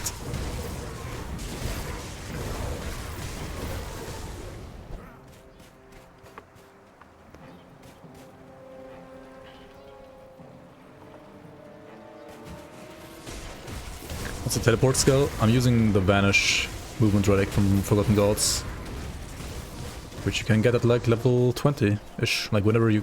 Like after defeating Warden Creek in Act 1, you can just do the very first Fang the Pastakarn, I mean Forgotten Gods rather, the very first Forgotten Gods quest. And then you get yourself a movement augment. And then you can use whatever movement skill you want, like for example the Vanish teleport.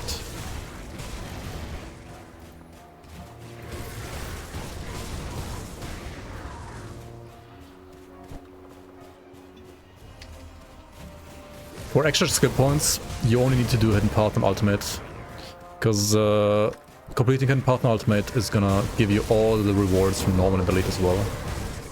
So you only have to do Hidden Path once, only in Ultimate.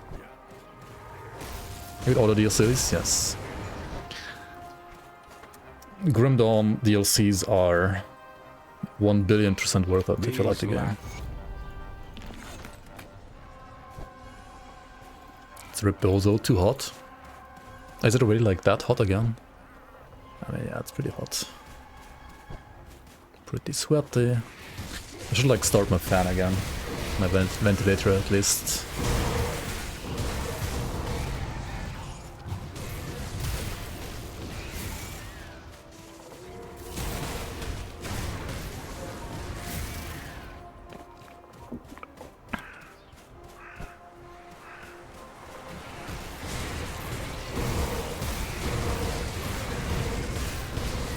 Zap, zap, zap, zap, zap.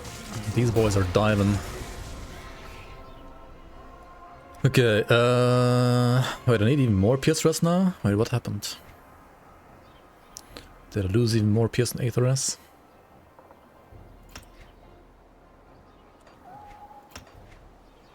Okay. Let's go with Stormcaller's Pact next. Finally.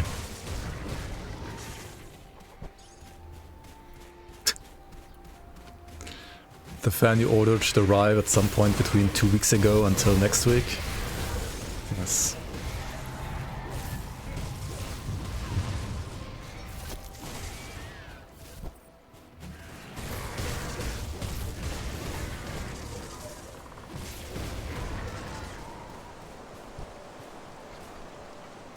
Yo, Siaiba.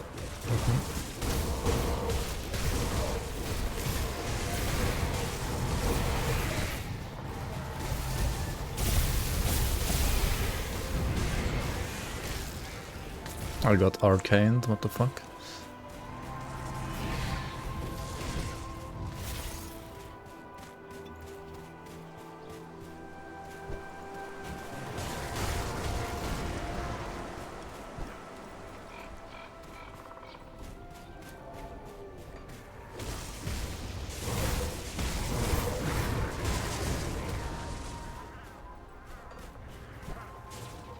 Dude, how far north are these guys? Oh yeah, there's 2 rivers, right? Watch yourself out there, lowlander. Lowlander.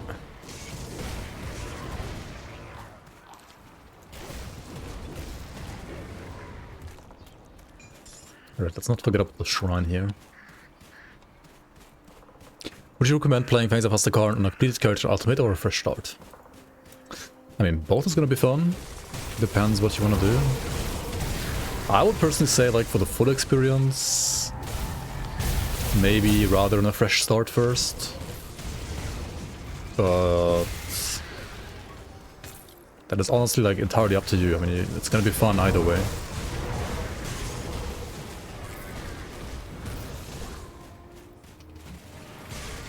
I always feel like natural, like, fresh start is a bit more of a, like, natural, like, progression experience, in my opinion. Like, do it in Ultimate is gonna, like, heavily depend on, like, what character you have, right? If you have, like, a giga decked out character, then it might be too easy. But you could also play it on Ascendant mode right away, if you have a max level character, right? You could play Ascendant mode. But then maybe that's gonna be too hard for you, because you have no idea, like, how hard Ascendant mode is at that point, right? So... hard to tell, to be fair. If you do fresh start, you can level with the new items, and you could also level with the new class, yes. How to experience the content? You wait until July 23rd, then you buy Fangs of Hastakar for $18.99 or whatever it's gonna be in your currency. With regional pricing enabled, it's probably gonna be a bit less for you.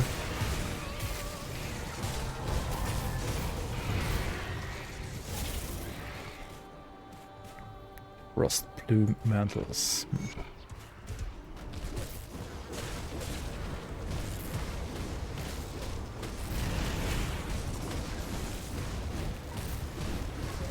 Smork. He's mad. Dude, Shaman with all the free lifesteal, it's just so good, man. And the totem. My damage is really not great right now, though, I gotta say. He's truly mad.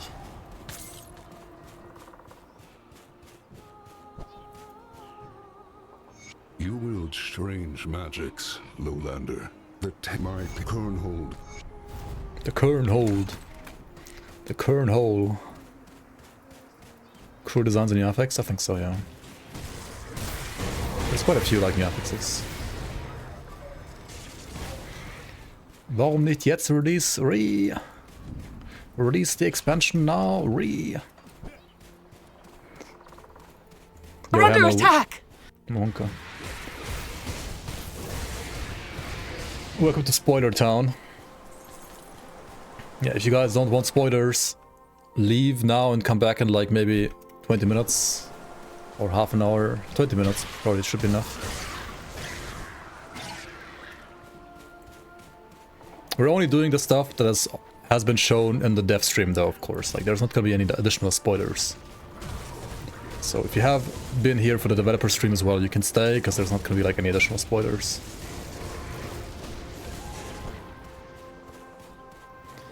Yeah. Thanks for the raid, Hamilcar. See you around.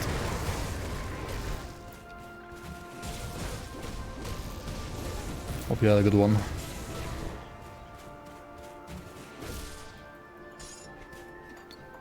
It would be interesting to see FoA changes how FoA changes regular leveling and if it makes it faster.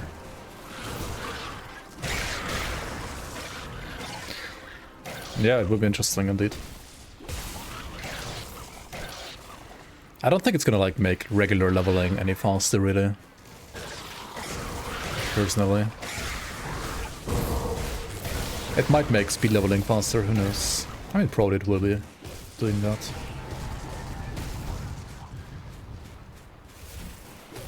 Yeah, we will see, we will see.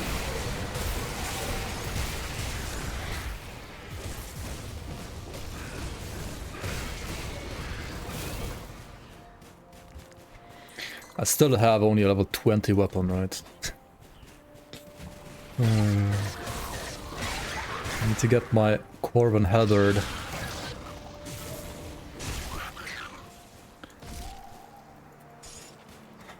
But first, let me get another item here from this next area.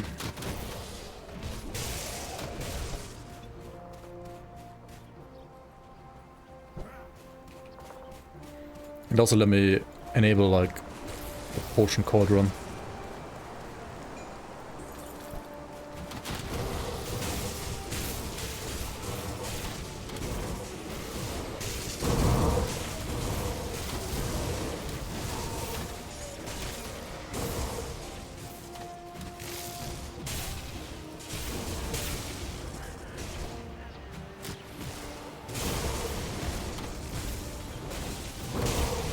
Jesus, that's an ancient meme.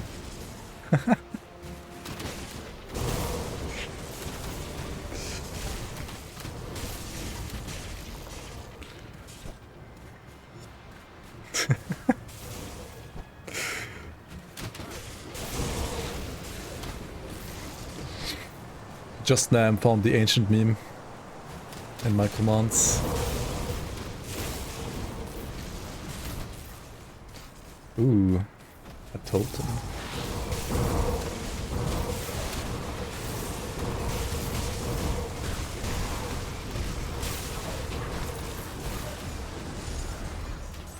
Okay.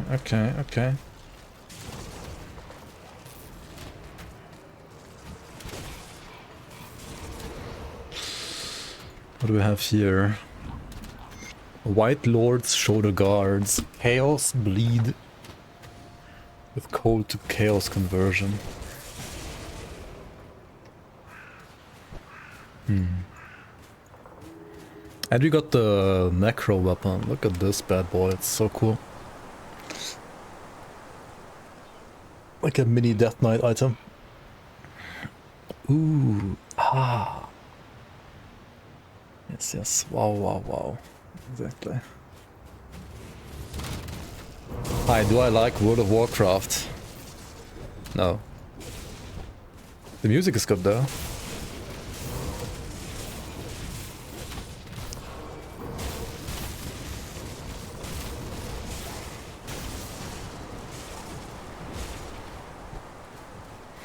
World of Warcraft Classic is good. Yeah, I don't have any nostalgia for it. Like, I've never played World of Warcraft. The most World of Warcraft I've ever played in my game, I mean in my life rather, was 1 week. Played one of those like 3 weekends at some point. And I was like, okay, this is kind of fun for like 5 minutes and then it starts becoming boring. This is what like my experience. But maybe I should have played like hardcore classic or something like that.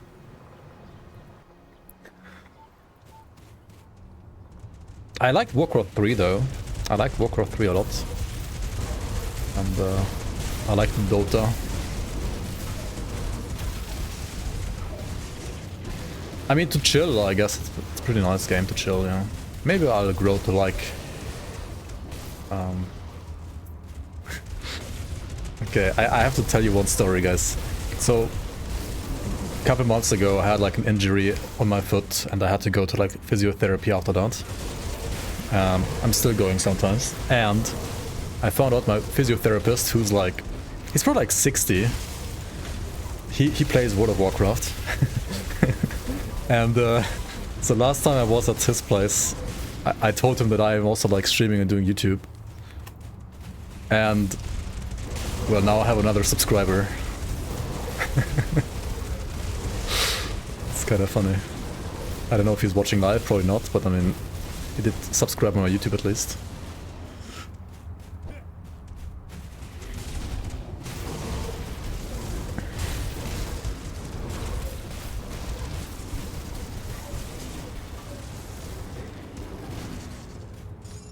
Our main game is Grim Dawn, yeah.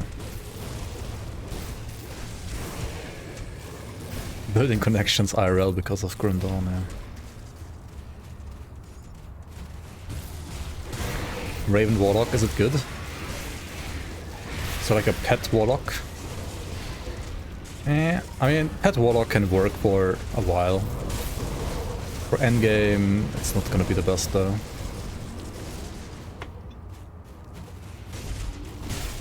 And then he unsubbed because I was disrespectful towards older people. Really? Really?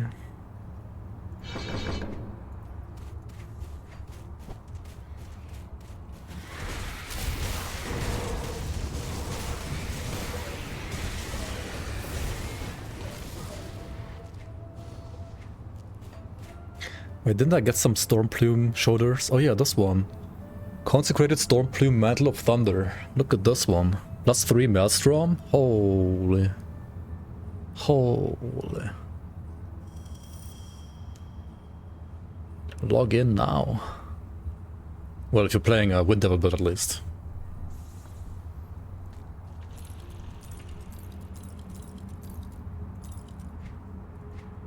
Also got a Starfire. Good for Trozen builds, I guess. The Sith build... Oh shit, it has Raging Tempest +3, doesn't it? And attack speed, so even though it's like pierce and cold damage based, it might still be good for Primal Strike, to be fair. That's funny.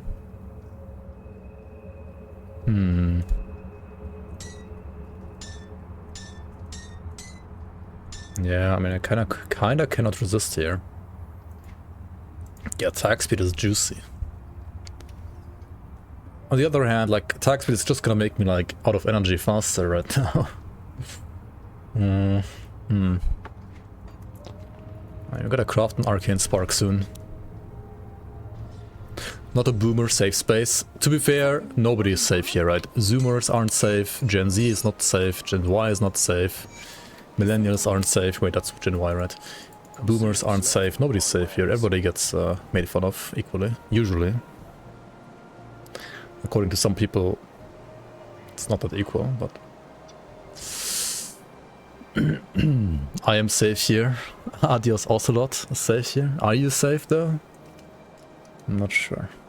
Do you feel safe in my chat?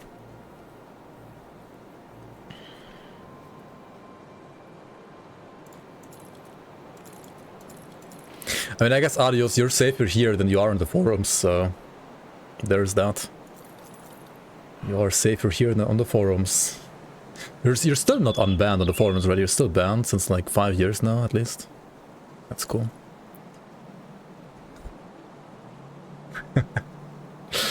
Oh shit, we got an item. Alvaric's Rebuke. We're doing that classic like pre-Forgotten Gods Primal Strike progression. We're doing Falcon's Claw, which I didn't get, into Wildcaller Decapitator, into Alvaric's Rebuke, into Black Legion Sword, right?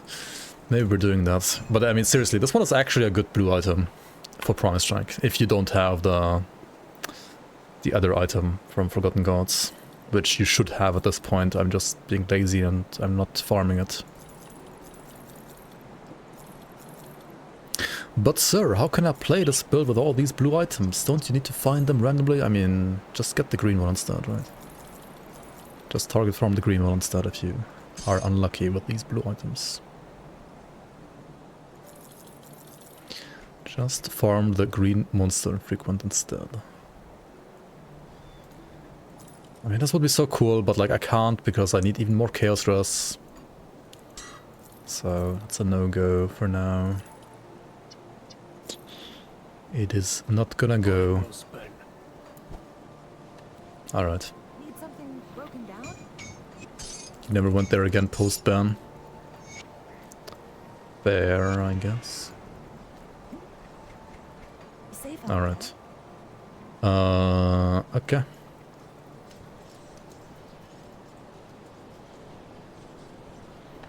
Time for more Icebound Passage. And also, with +2 to all skills in Shaman now, it's gonna be quite huge, honestly. 17k damage now. That's nice. Until what level is it recommended to use local set for leveling? Until level 94.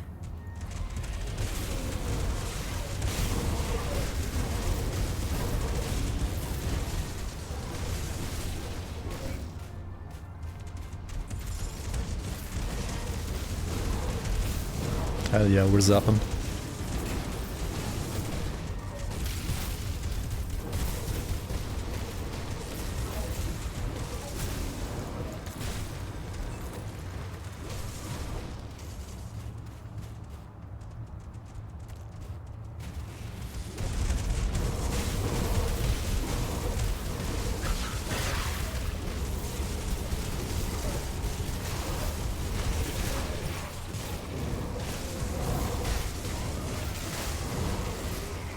Big zaps.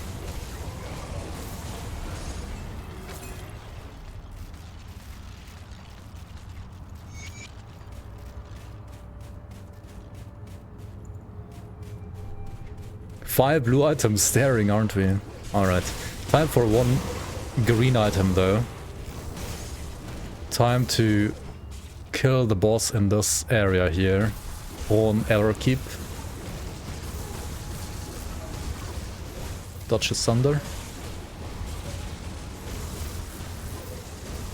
And then maybe also like dodge this attack. Monka. Monka, monka, monka. And then he's gonna drop the White Lord helmet. I think the affixes aren't that great, but let's see. Now why do we want to play this? Because it has +3 torrent and it has 70% weapon damage to Primal Strike. And if any new player ever needed even more reasons to go with a Lightning Primal Strike Water, it also has 35 flat resistance reduction field command, making the use or like the need of Elemental Storm gone, right? Like it does, you don't need Elemental Storm if you play field command, which is yeah, I mean, pretty darn good. The problem is the affixes are absolute trash, so let me get to the next waypoint and then I'll refarm this guy real quick. At least this is a, like, boss drop, so it's always going to be 100% and you don't need to play veteran, you can play it on normal, you can get it instantly. It's not going to be as hard to get as the Halberd from Forgotten Gods. Primal Strike finally playable, yeah. It was surely such a bad skill in the past.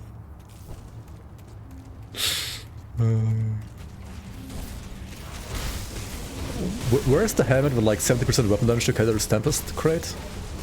Huh? Hello? Where is it? Where is it?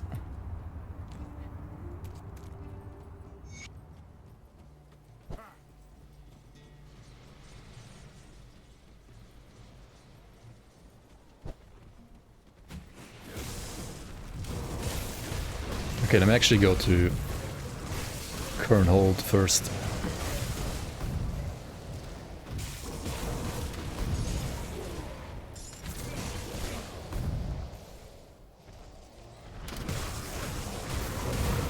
Yeah, CT is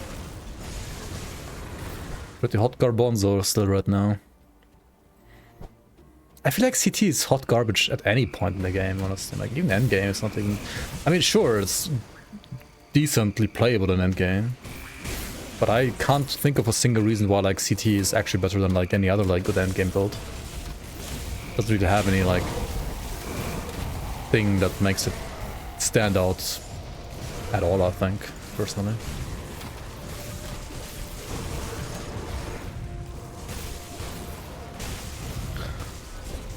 If I was to rework a mastery in Grim Dawn, I think number one mastery to rework would be Arcanist. Not gonna lie.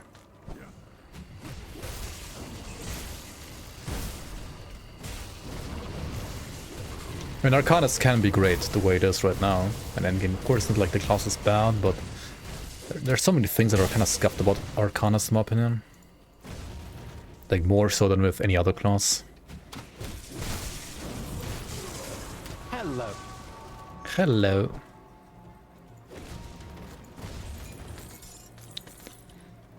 I mean, it's just...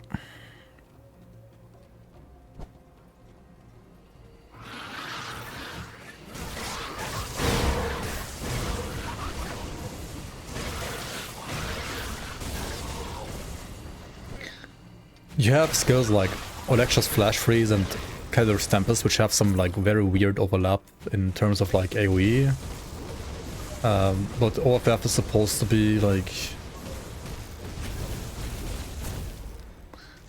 I don't know, I guess like they are for resistance reduction too, but it doesn't apply against bosses. And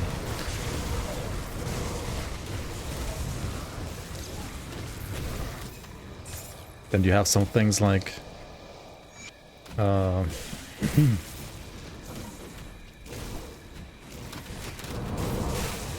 Mirror of Eroctes giving you like full like absorb even at like 1 point already. I don't know, in my opinion like it's a little scuffed in multiple ways. Like it's not bad, but it's kind of scuffed.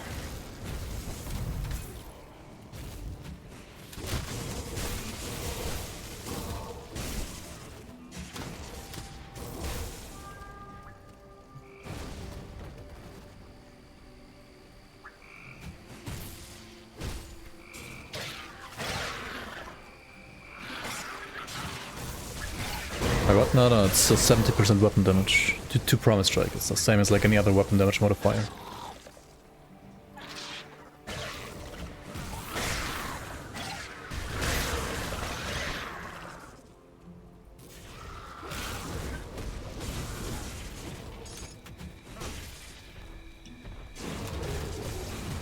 You know,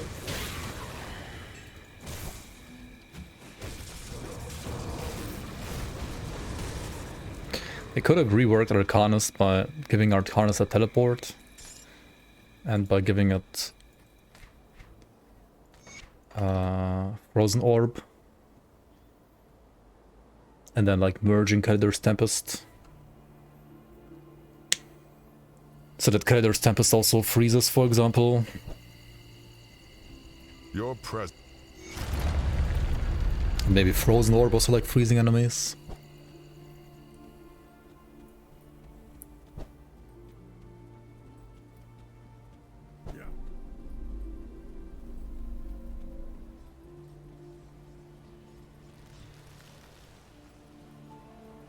Okay, I'm only gonna like get the portal here and hand in this quest here. Hello there. And talk to Tender and Dala. Something. So we get the Cauldron unlocked. And then we upgrade the potions real quick. And that's it. Now I'm gonna reset to refarm the helmet. And then after that we are out of spoiler territory here and we're going back to the other acts.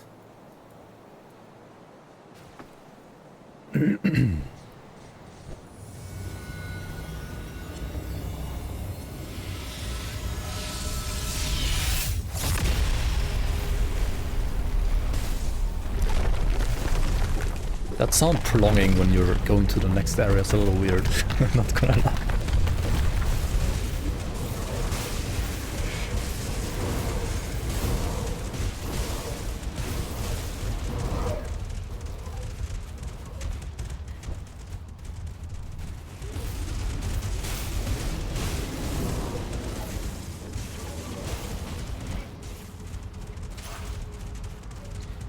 Eldritch Tempest could also be like Pangs of Astakarn every time. Like, oh yeah, like it could like generate stacks, right? Kind of like Savagery does and so on, and every time you, like per stack, you get more area. That would be cool. Indeed, indeed.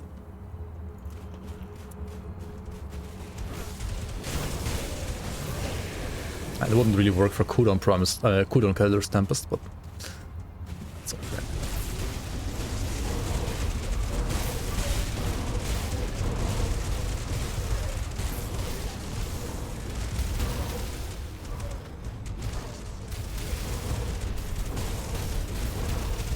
Why am I fighting these Yetis? Like, what the fuck am I doing? I just need to fight the one guy. Oh my god. City's main issue is damage, though. Yeah, I mean, damage-wise, the skill just needs like a numeric buff. That's all. That's what it really needs. Whee!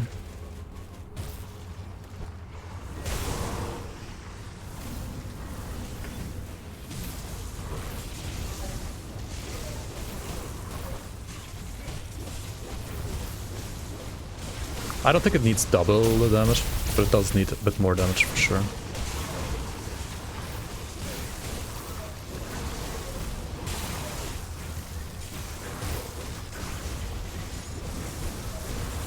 Oh shit, he can also spin. Okay, Insulating of Thunder at least has like additional lightning damage. It's Fire Rest, oh my god, it's so bad.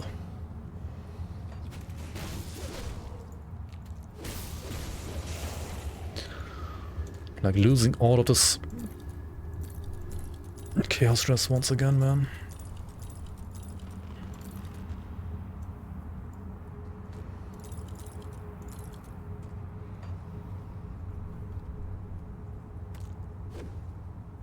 Looks kinda neat though.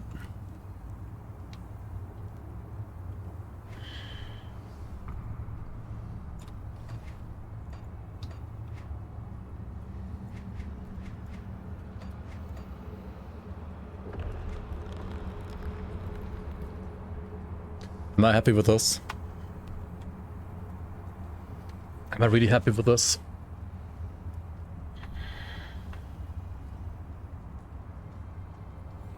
Is it good enough? It's not really that high investment to reform this guy real quick.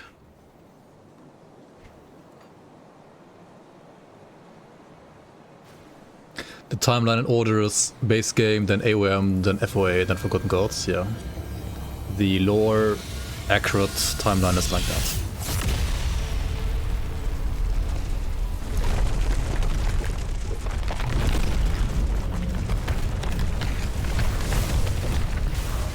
I already made a post, a feedback post saying like, sure, the gateway animation is cool and all, but having it play every single time and having the sound play every single time is a bit too much. But I guess they ignored my feedback. Or they didn't ignore it, but they were like, well, we're keeping it anyway.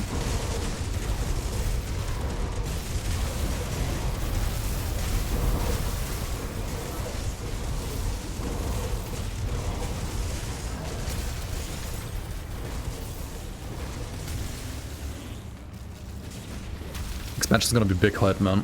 Big hype. You're doing a Bleed Dervish pushing base campaign. That's nice.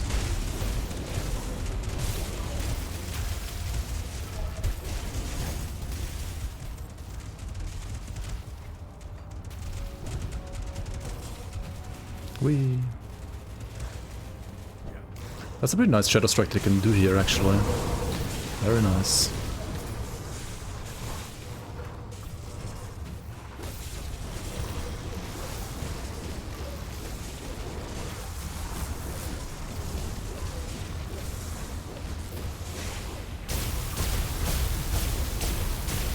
We can kind of face sync through it.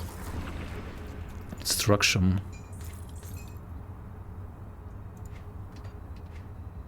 Wait. Did he not? Oh, he dropped the shoulders instead.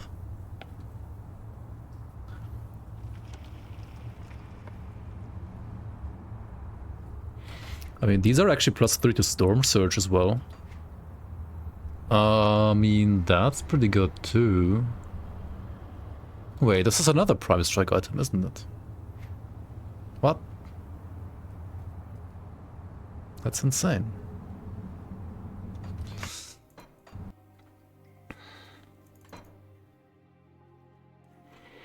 It's PTR, but the P stands for private, not public.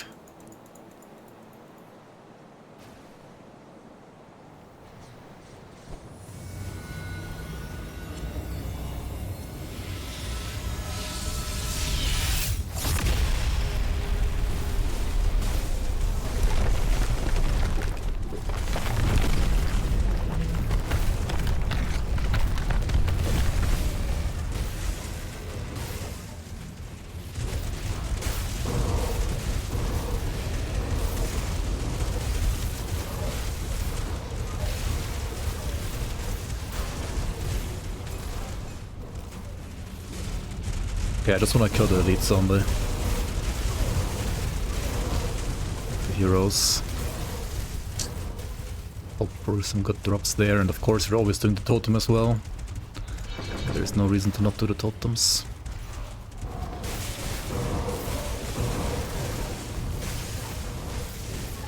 Okay, this cave, if the boss doesn't only drop the helmet but also like these shoulders, some insane Primal Strike gear that you can get here. It's absolutely nuts. What the fuck, dude?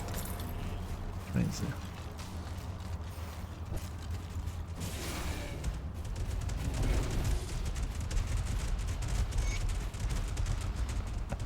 Sounds like something low tier that Blizzard would do. I just think it's like, I mean, it's great to have it play once. And it sounds nice the first time you have it, etc, etc. But like...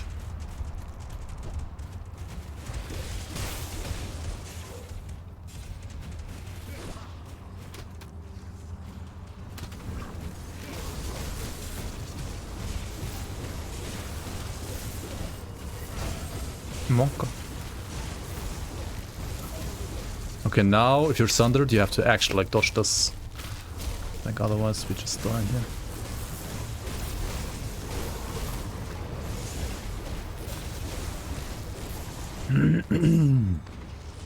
Vigorous of Scorched Ends. Wait, what does it drop like? Double fire epics back to back.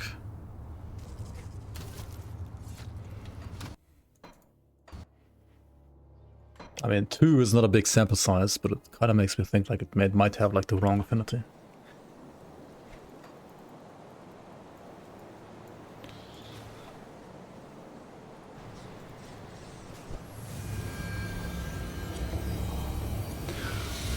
What's the oldest patch that is still acceptable to copy? Or build? Honestly, it depends on the build more so than on the patch. I mean, everything that's like patch 1.2 or newer, I think should be good. Everything that's older than that will heavily depend on the build.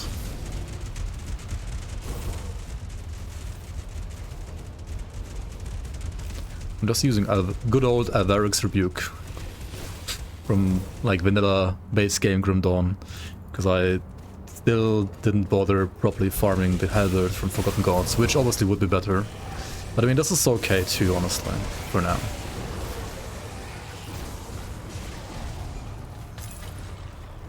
Okay, I mean, I don't need any of this to... Oh, Thunder Touch Bracers maybe, actually. Hold on. These are pretty good too. They're good, yes. We gotta use them. They're too good. They are too good.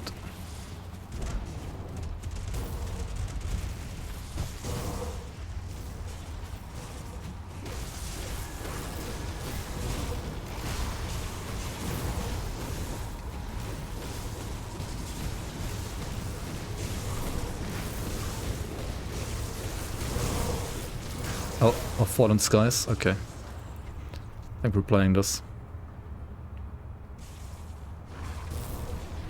Seems good enough to me.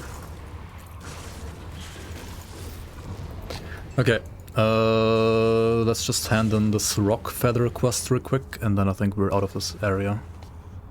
No more spoilers then.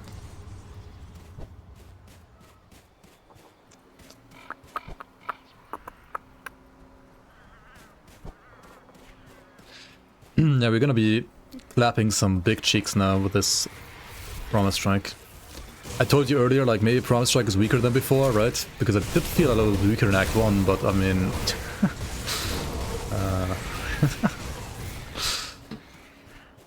It's also this item, which is also a lightning item. It's better for tricksters, though.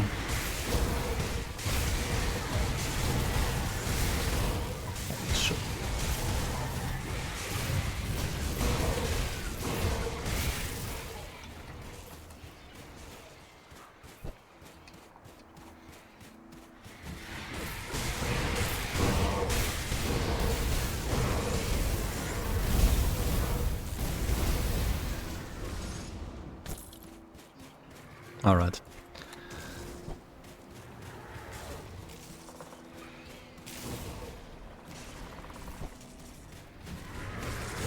You're always like 5 levels higher than me whenever you're doing fresh start compared to me. It's just about like efficient pathing and efficient questing and... Yeah, I mean I've played this game for over 8,000 hours, so... If I didn't know where to go, it would be sad. Are we getting up to different tools next week? I think so, maybe? I don't know when exactly, but probably at some point next week. Okay, so let me equip what I want to equip, right? I want to equip these, I want to equip this helmet, and I probably want to equip, not the Chaos one, but this one as well. Now we have to fix resistances.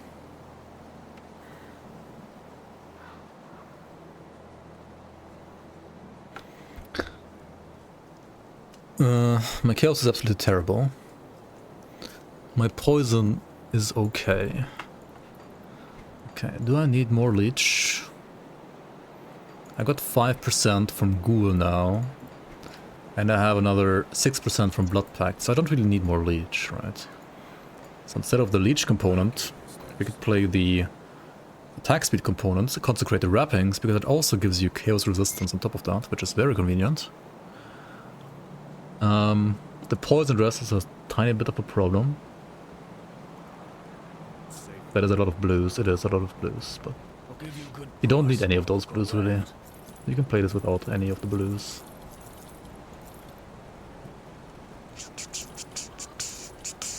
I guess it is a lot of blues for somebody who usually like says that like blue items are trash, which they usually are. And I mean this build would be better with a green item instead of a blue item. At least with a specific green item.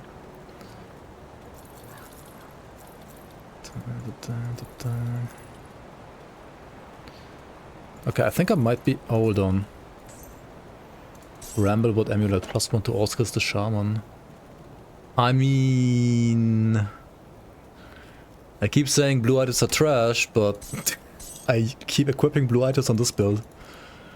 I guess we're doing blue items then. Let's throw this away. I guess we keep on doing blue items. The new component storage is so nice, yeah, I agree. It really is very nice. Out.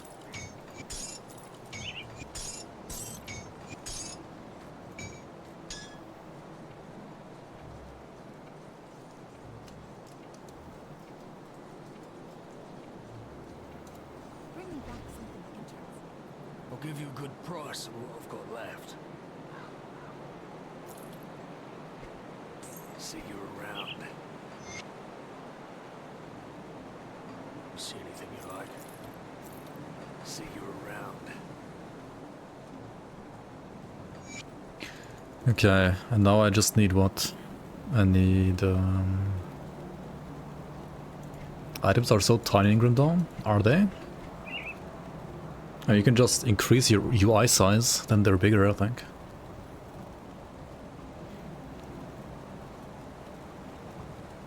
Where blue Promise Strike sets, the white color set. I was using the weapon actually earlier.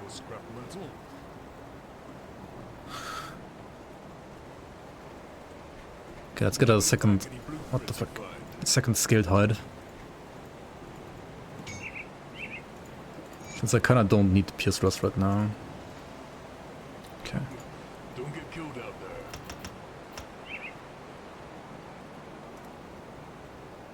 So yeah. We have 19 out of 16 here, 20 out of 12 here, and 21 out of 12 here. This is pretty nuts. This is pretty nuts. My DPS went from 10k like 5 levels ago to 23k. Okay. Okay.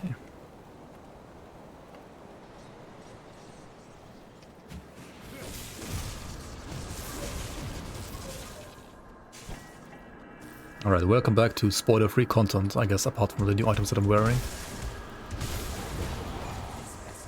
Okay, okay, these guys just insta-die now.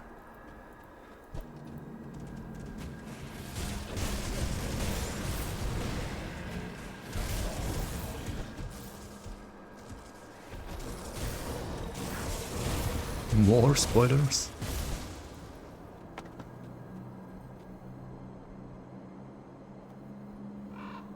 There's no more spoilers here. Okay, I'm mute now.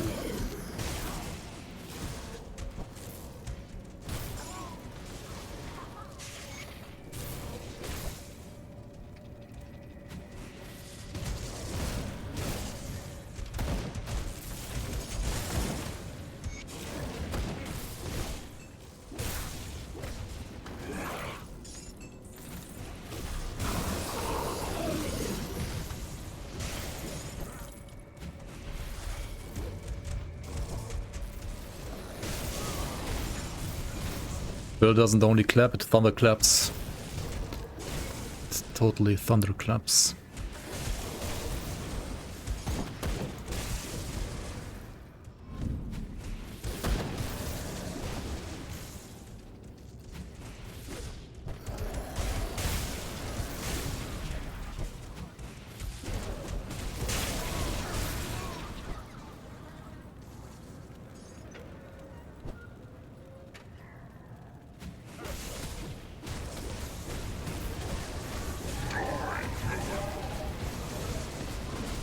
Die, human.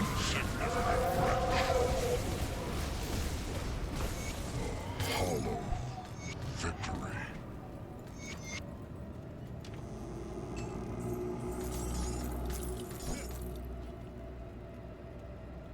Is Necromancer Berserker a good combination? Yeah. Yes, yes. Should be really good for core damage.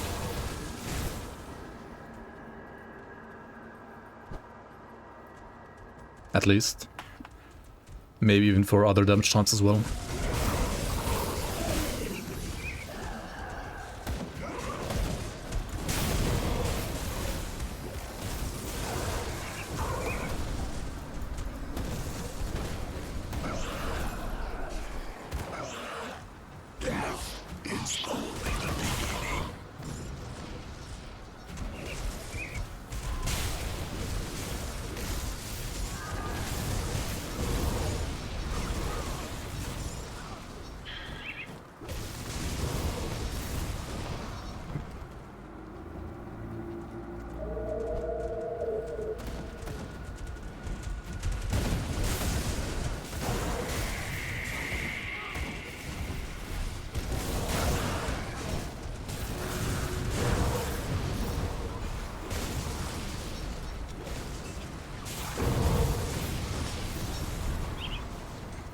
Wait, this item is for, what, Shaman Oathkeeper. Interesting.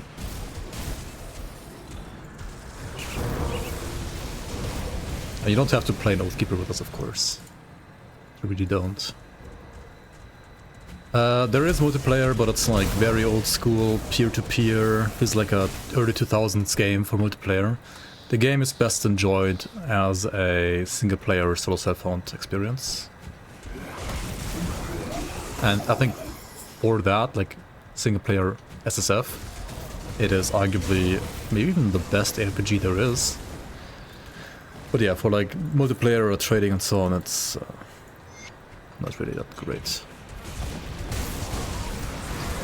Life regen meta gonna stay as it was before. I don't think life regen is that great right now. Like, sure, there are some builds that can use life regen pretty decently, but overall, I would say life regen is a lot weaker now than it was like a couple patches ago. Maybe still stronger than it was like 5 years ago or 10 years ago, but it depends. I think it's overall, I think like health regen is probably in a fair spot now, as in it's good on the builds that heavily invest into it, but otherwise it's not like that special, which is probably like where it should be. And if you want to play like slow and defensive, then like slower and more defensive you play, the better it becomes. But for like min-maxing, especially like damage min-maxing, it's always going to be like a little weaker, or like most of the time it's going to be a little weaker than Leech, for example. And I think that's honestly a good spot for it to be in, because Leech is usually dependent on, like, first of all, min-maxing properly, and second of all, like, it does have a risk to it. Yo, Kapich, welcome in.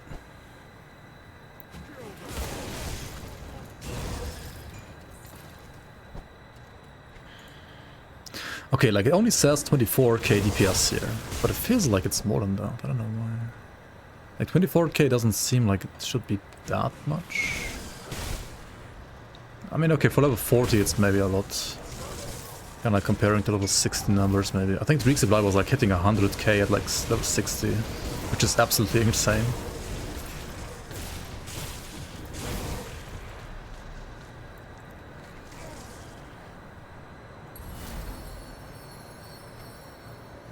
Okay, time for Stormcaller's Pact, finally.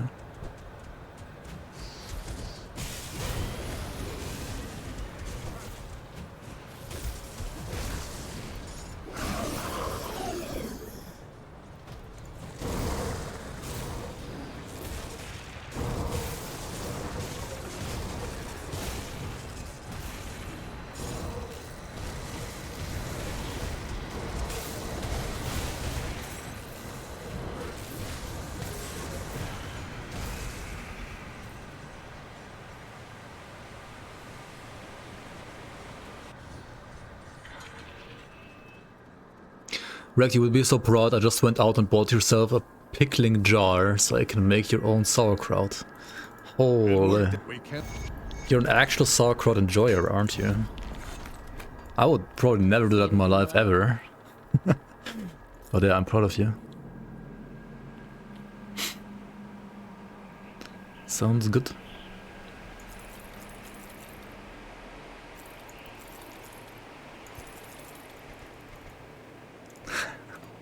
Hand over your German passport. Yeah, you're more German than me, it seems like. Put it to good use. Fuck! I fucked up the portal again. It's already like happened to me last time. This is what I'm getting for not being a true German, I guess. Okay, let's walk here. The walk of shame. The walk of fake German.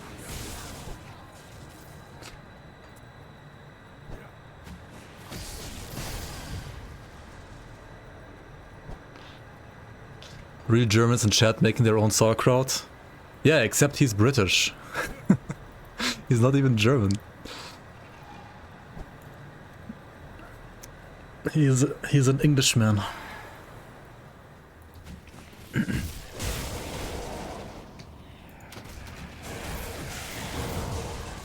Can you say something in fake German? I think my fake German can never be as good as Al Kaiser's fake German. That was funny as hell. The British and Germans still have beef. Only when we were playing football, otherwise we're all good, all Gucci.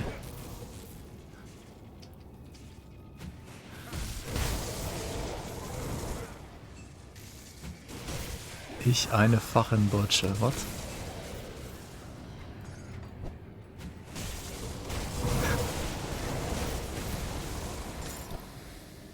Everybody has beef with the British? True. True. It's almost as if like trying to conquer the entire world is not gonna make you friends. That many at least. German vocab was about 2 words, I could tell you.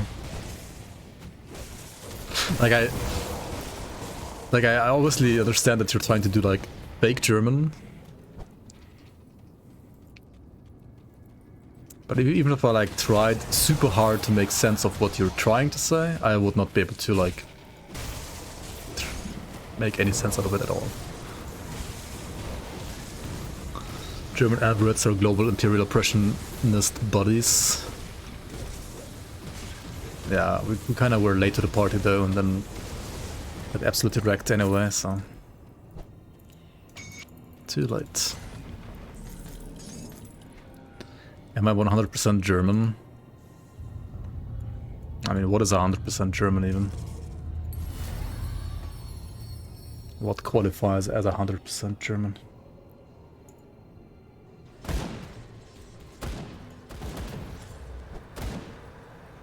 You switched from 200 melee to 200 ranged for Primal Strike. Made it feel better for you. Yeah, we're probably gonna do that as well, honestly, like once we get the Ugenborg Spark Thrower. Dude, Spark Thrower with these... It's gonna be completely ridiculous.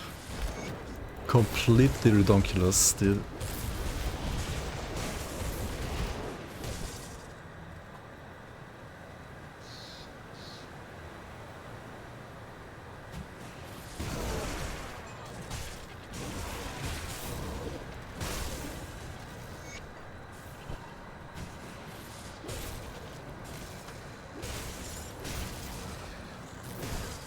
Sauerkraut is great.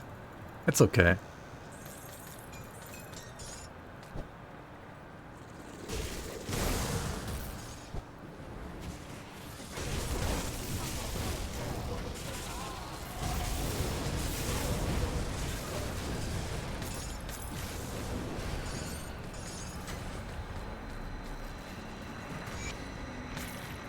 I mean, I eat sauerkraut like once a year, maybe. It's like delicious the one time a year that I eat it.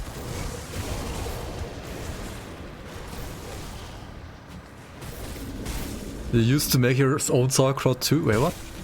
How's everybody doing sauerkraut on their own? You're not even German either, Scatterbrain. What? That's funny.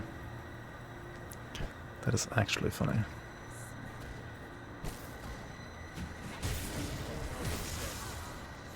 It's like free food. I mean, there's many things that are basically free food, yeah. Doesn't have to be sauerkraut.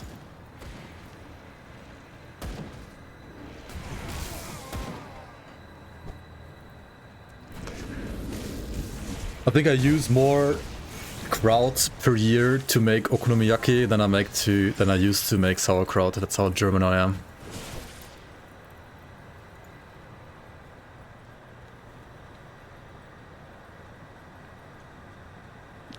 Yeah, confirmed. You've never had okonomiyaki? It's pretty good. And you can make it yourself too. What a weeb. I know, right, I know. I'm not a weeb, what do you mean?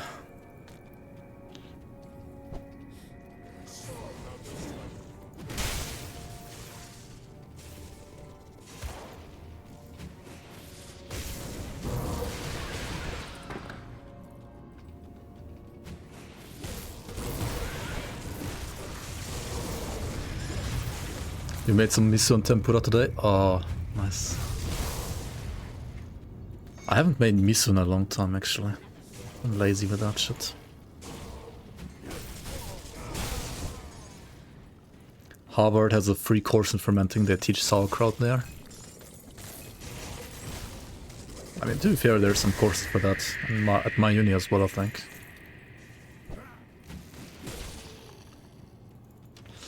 Maybe we should do the fermenting course.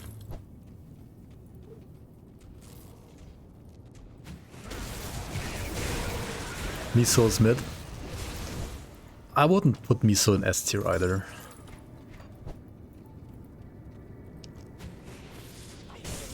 It also depends a lot on like who's making the miso.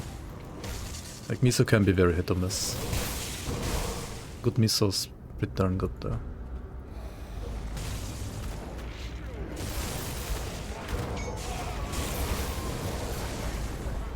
Isn't sauerkraut just poor man's kimchi? Mild kimchi. It's basically the same, just different.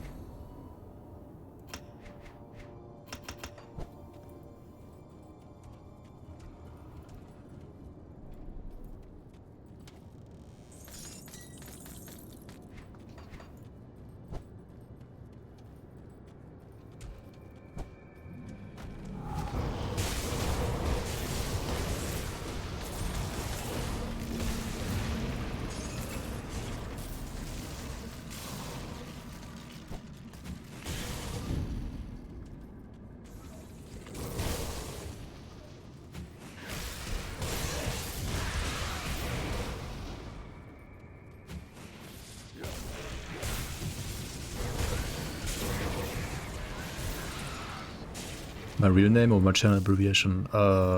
Just use the channel. Good, you're name. back. Hype or not hype for 2H range? You're welcome in Frosty Dark. 200 ranged Primal Strike. Well, again.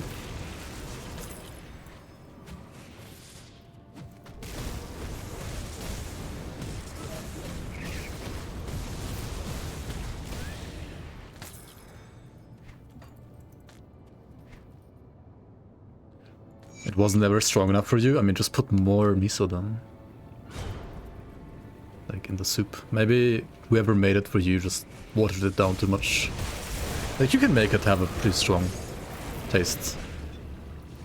If you want not. You blame me for not pushing hard enough. To be fair, I've tested 0 200 range builds, so I didn't get any feedback. I didn't test a single one, I think. Like personally, there's other people that have, but not me.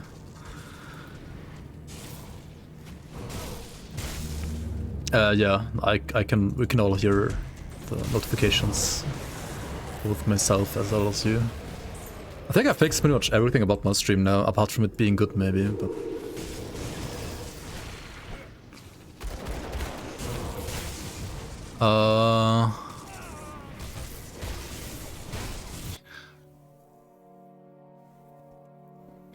What did you ask, Garcia? I used a Chronos Lokar Acid Shadow Strike build as a reference for Devotion. Who?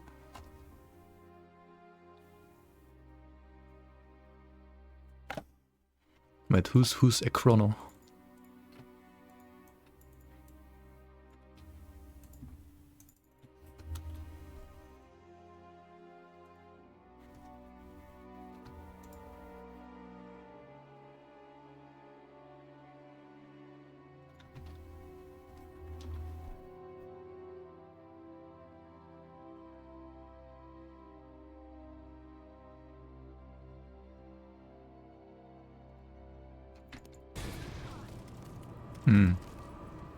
Yeah, I have no idea then what you're talking about. I mean, you can post the Grim Tools if you want to. You can post the link, then I know what you're talking about.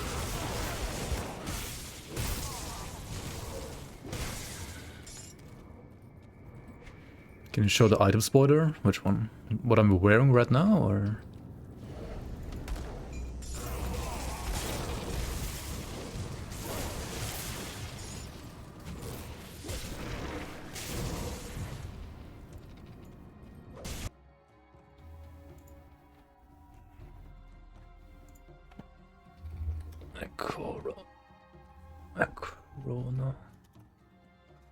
I've actually never heard of the guy.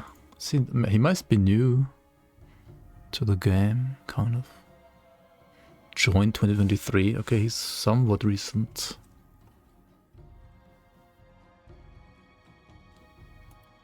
Oh yeah, Chaos Shadow Strike Witch Hunter. Played this in non-hardcore. Wait, what? Oh, and then there's a hardcore one as well. Wait, but that's Chaos.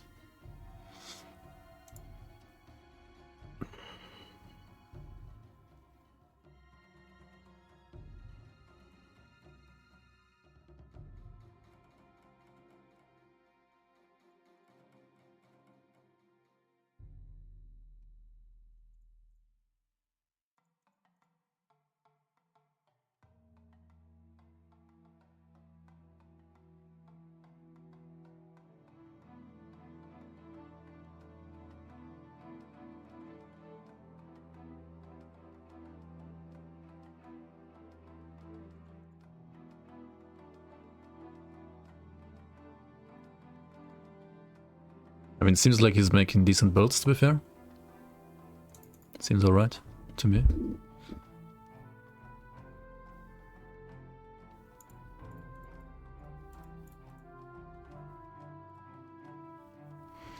I only see like minor debatable things, like using Giant on a Chaos Leech build.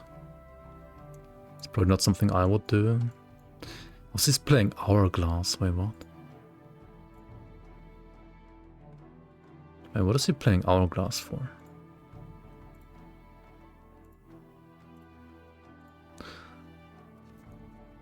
Oh, he's going for full reset stuff. That's why he's also like playing the Bloodlord Blades, I guess. Right, so like this, I'm just looking at this build right now. It's not an acid one, it's like a chaos one. But he's using like double chance to reset swords, and then also Hourglass on top of that. I mean, it's interesting. I've never seen anybody, I think, do it like that exactly. And I guess it's working. I mean, he killed Kala on hardcore with it, so can't be that bad.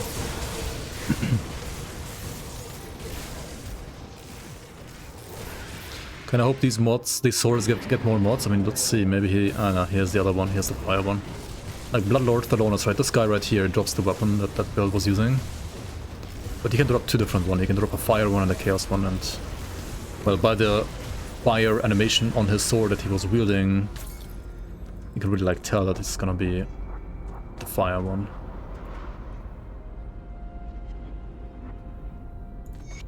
Which is the wrong one. If of Scorching Thus. Okay, time for Logorian. Let's see how we fare against good old Logussi, who got also Giga buffed. I should use my energy potions today. Okay, it's not too bad.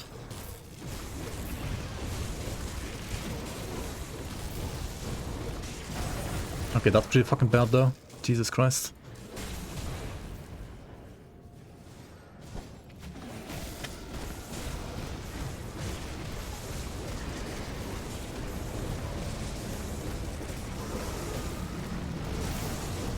Yeah, energy is kind of killing me here.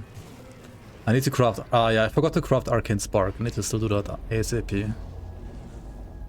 Arcane Spark. Arcane Spark is what you gotta do. What you gotta play.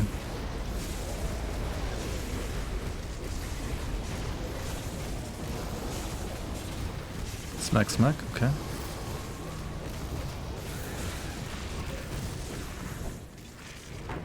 Wait, what about his thunder attack? His thunder bite? I mean, I guess he stunned me once. I think I was using it more often last patch. Or like last hotfix, whatever. Oh well, not too bad. Hey, we got the same build I already have, just empowered. For level 50, I mean, that's pretty good. Also gives you Chaos Rest, which is absolutely perfect. That's funny. Seems like smoother progression than you would expect, maybe. Have you ever considered making Algrim a Celestia boss? Not yet.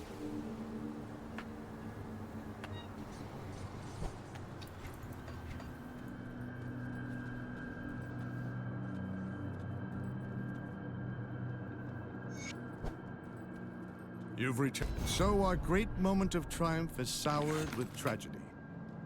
Strategy. See anything you like? Alright, let me clean up some quests. I think I'm gonna do AOM like next stream.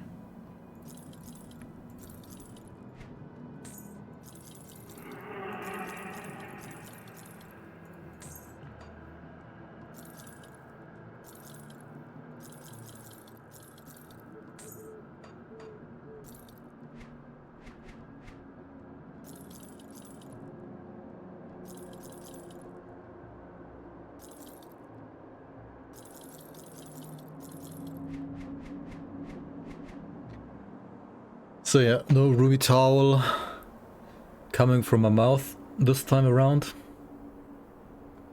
Not yet.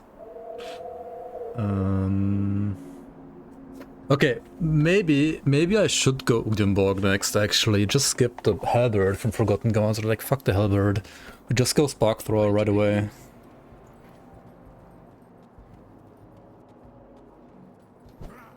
Reworked green sets? What do you mean there's no green sets?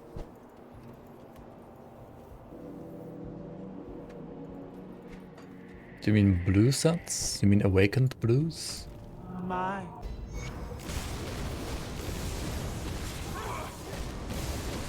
Awakened blues are gonna come with Fangs of Astakarn, yeah. Alright, pretty decent face tanker I've here. been expecting you, human. You're right, 70. Thanks so much for the sub. Subbing with Prime before following. That's a true Giga Chad right there. Like a true Chad. Alright, Rune Card of Thunder. Honestly, I'm pretty lucky here. It's a pretty nice, like, affixes. It requires level 55 though.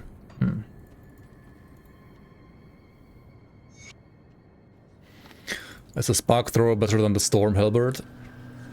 I mean, depends what you wanna do. But I would say, on average, yes.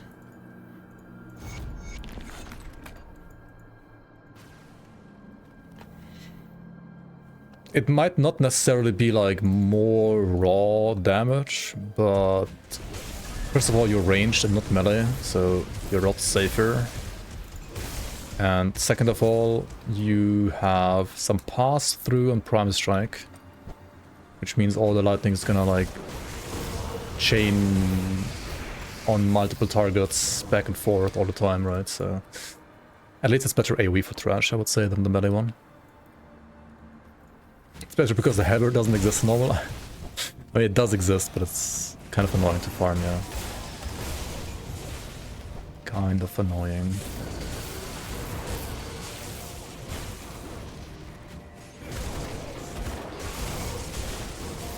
Can you pass me any GXI build?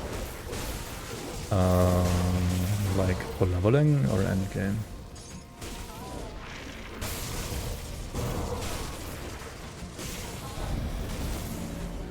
I can pass you the one I played on stream like a couple months ago or weeks ago. Which is not endgame yet, but already has like pretty much everything you need for leveling, I think. Which you can like go like with that setup, just like with keeping upgrading your items. You can go all the way to 100 at least in like early endgame. Let me see. Where's that? Occultus is like arguably one of the most busted, not gonna lie. Yeah, like this is pretty busted and has 0 items. 0 items from Ashes of Mammoth even. And it's absolutely busted. Oh, it even has like +1 skill too many in Drixie right now. Whoops.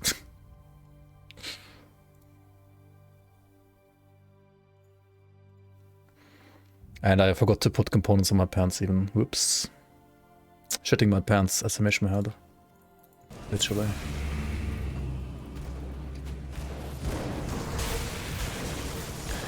Alright, I just got like a couple more Caesar bindings here and do the totem, and then I'm out of here. And then we can do the SLT quest maybe with Calderos.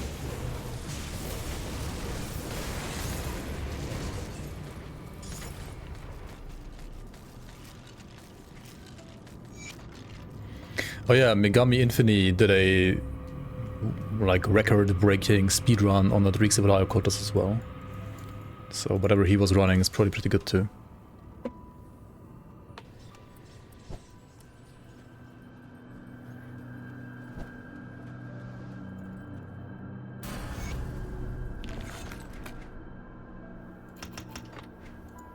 Is it viable to clear all content? Yes. Left of my wares.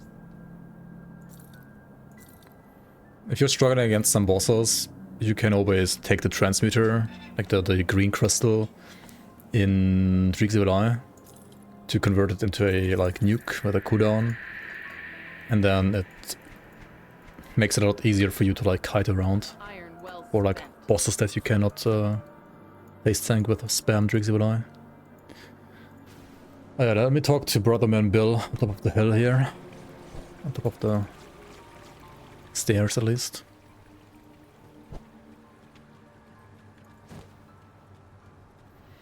Level 77, then your PC went poof. New one will arrive on Monday.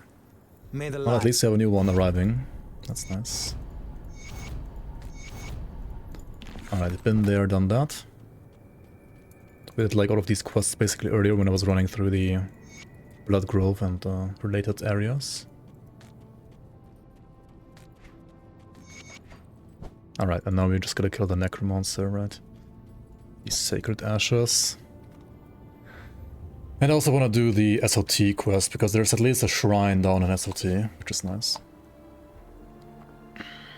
Is there any love for Flames of Ignafar and Flames of Agnafar? Fangs of Astakarn?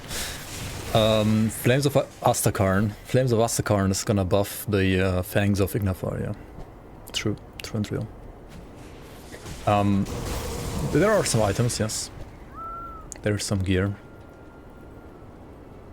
There's gonna be probably items giving onslaught stacks to Ignafar, so they can like... What the fuck? So you can like charge onslaught stacks while using Ignafar and then like expand them on like another skill as well if you want to.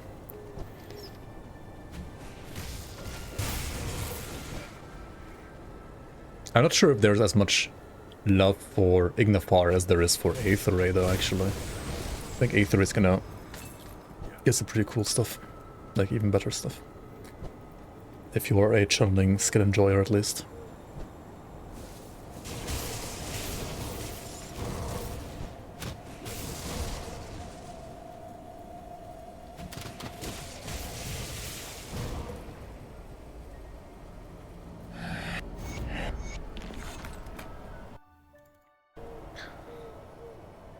What do I think of your Chaos Sentinel build? The HP looks dangerously low.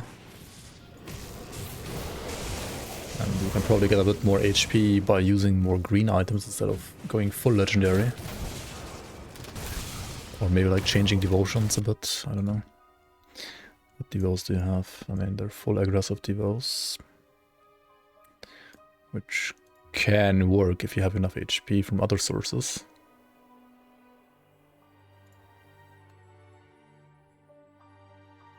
I mean, damage is probably gonna be insane on this build, but I would doubt it's gonna survive Ascendant mode with that HP, to be fair. You need it like a bit more than that.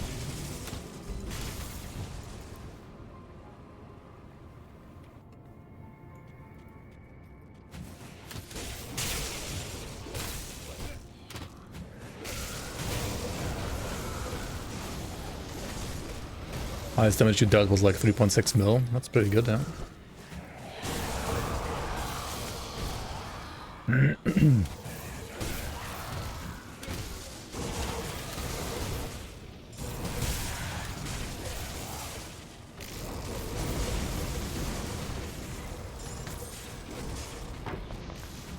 I dare to say that for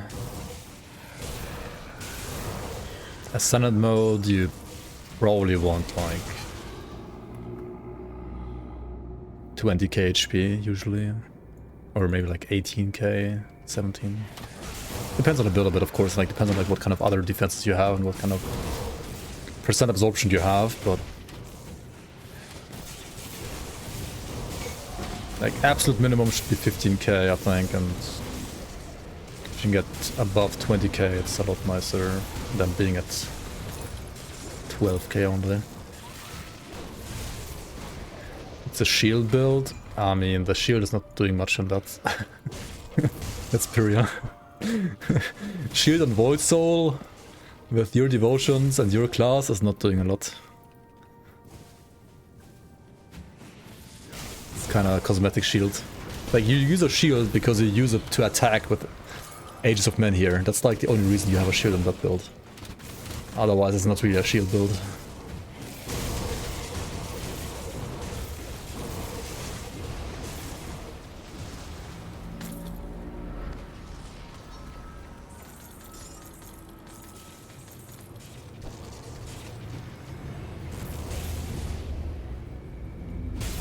The percent... You mean like the percent attack damage converted to health stuff, for example? Like the stuff that you have from Blood Pact. So if it's on a buff, on a global buff, it will just be added to your second page here, which will translate it to lifesteal. So I have Ghoul right now, so like Ghoul gives me some of this like global, and then if I use this one, it's gonna give me like another buff, right? This Blood Pact buff is gonna give me another 6%. So I have 11% lifesteal now. And this number here only affects skills that have percent weapon damage. So something like Primal Strike will leech of that, like with that. Savagery will leech with that, but other skills will not. And something that is like Sigil though, which has it built into the skill, will leech even though it doesn't have any weapon damage. And for Energy Leech, it's literally the same. So Energy Leech, for example, where is it? For example, Viper has like 10% energy absorbed from enemy spells. I mean, okay, that's like enemy spells that you absorb. But also has like 50% chance of 36 energy leech over 2 seconds, right? This is also like a global buff that's added to your weapon damage. So only skills that have percent weapon damage can use that. Yeah. If your spell is not using any weapon damage, then it will never trigger the Viper's Leech.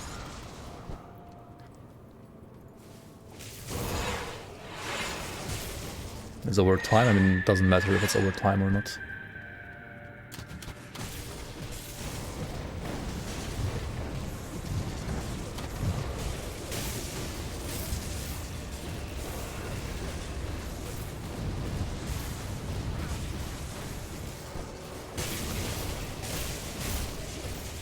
Okay, he's back to full. GG.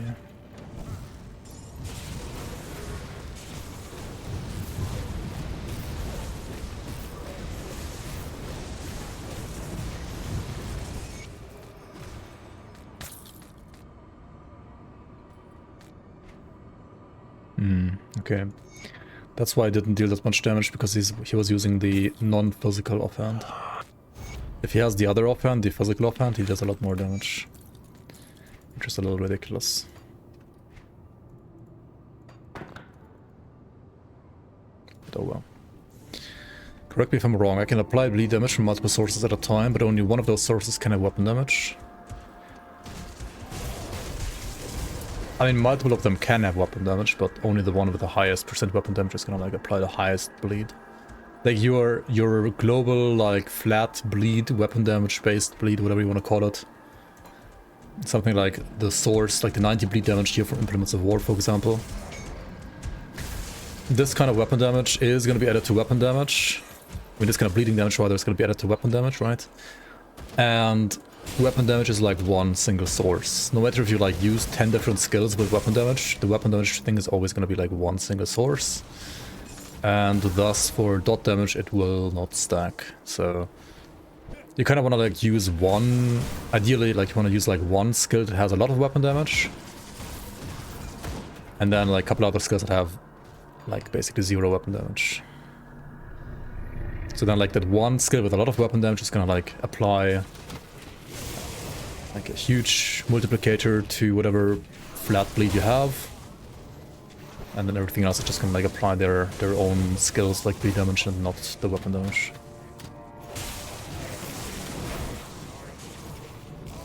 But that's like specifically for dots like bleed, or I mean electrocute and burn and so on work the same.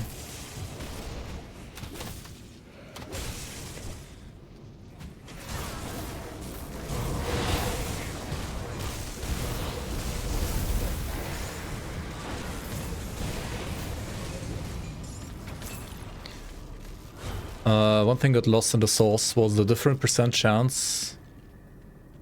Or do they get summed up additively? No, I think they're like individual. So like you have a 15% chance to absorb 36 energy. You have maybe like another 20% chance to absorb 40 energy or something like that. Those aren't gonna like add up. They're gonna be individual. Like they can proc at the same time, then you're gonna like leech both at the same time, or they might not proc at the same time, or they, yeah. They're not adding. I think they're just like individual chances that don't influence each other at all, which means they can also like proc at the same time.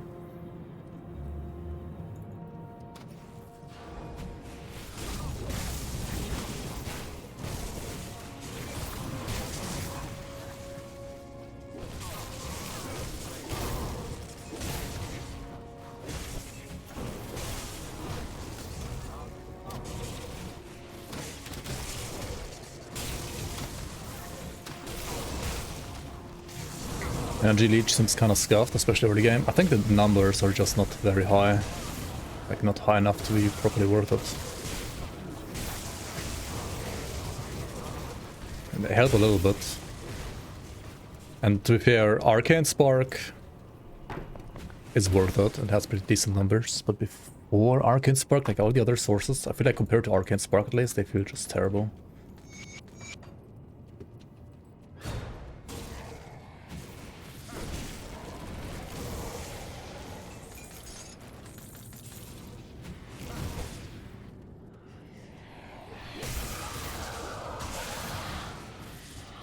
You don't get leech if you one-shot mobs, so that's what you mean.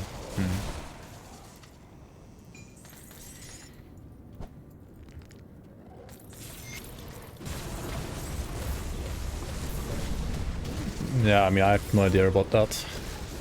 But I mean, it could make sense because... Holy shit. If the enemy is dead, right? You cannot leech from the dead enemy anymore, because it's already dead. Like, you can only leech energy from enemies that actually have energy, right? And if they're dead, they don't have any energy, so... Because it's over time. I mean, yeah. Yeah, I mean, it actively, like, leeches, like, over time. So if you one-shot them, then obviously it's not gonna leech, yeah.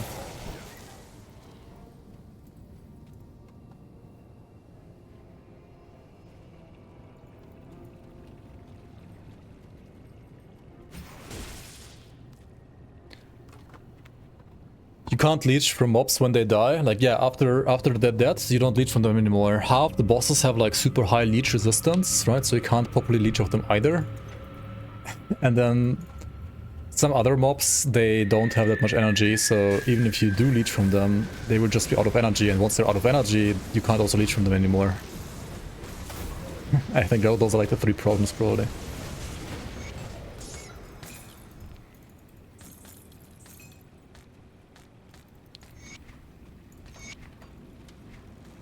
You can make a post about it on the forums, and then maybe Creator's gonna fix it like 5 years from now.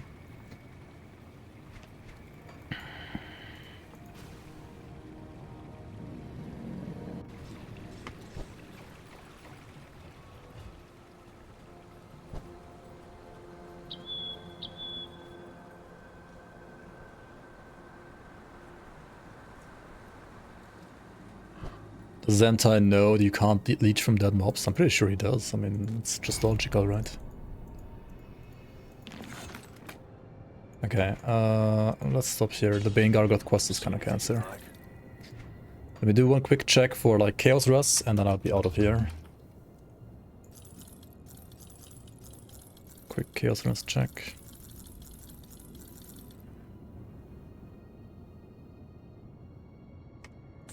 Maybe these pants. They're double rare, so actually useful. Also, this chest is kind of cool. The Tormented Ribcage, right? A lot of stats on this thing.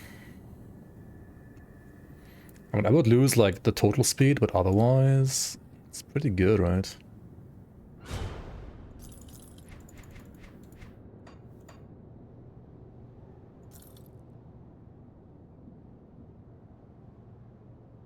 +9 spirit, holy shit. Insane.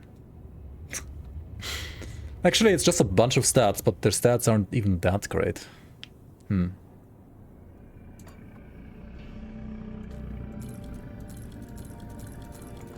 See you around.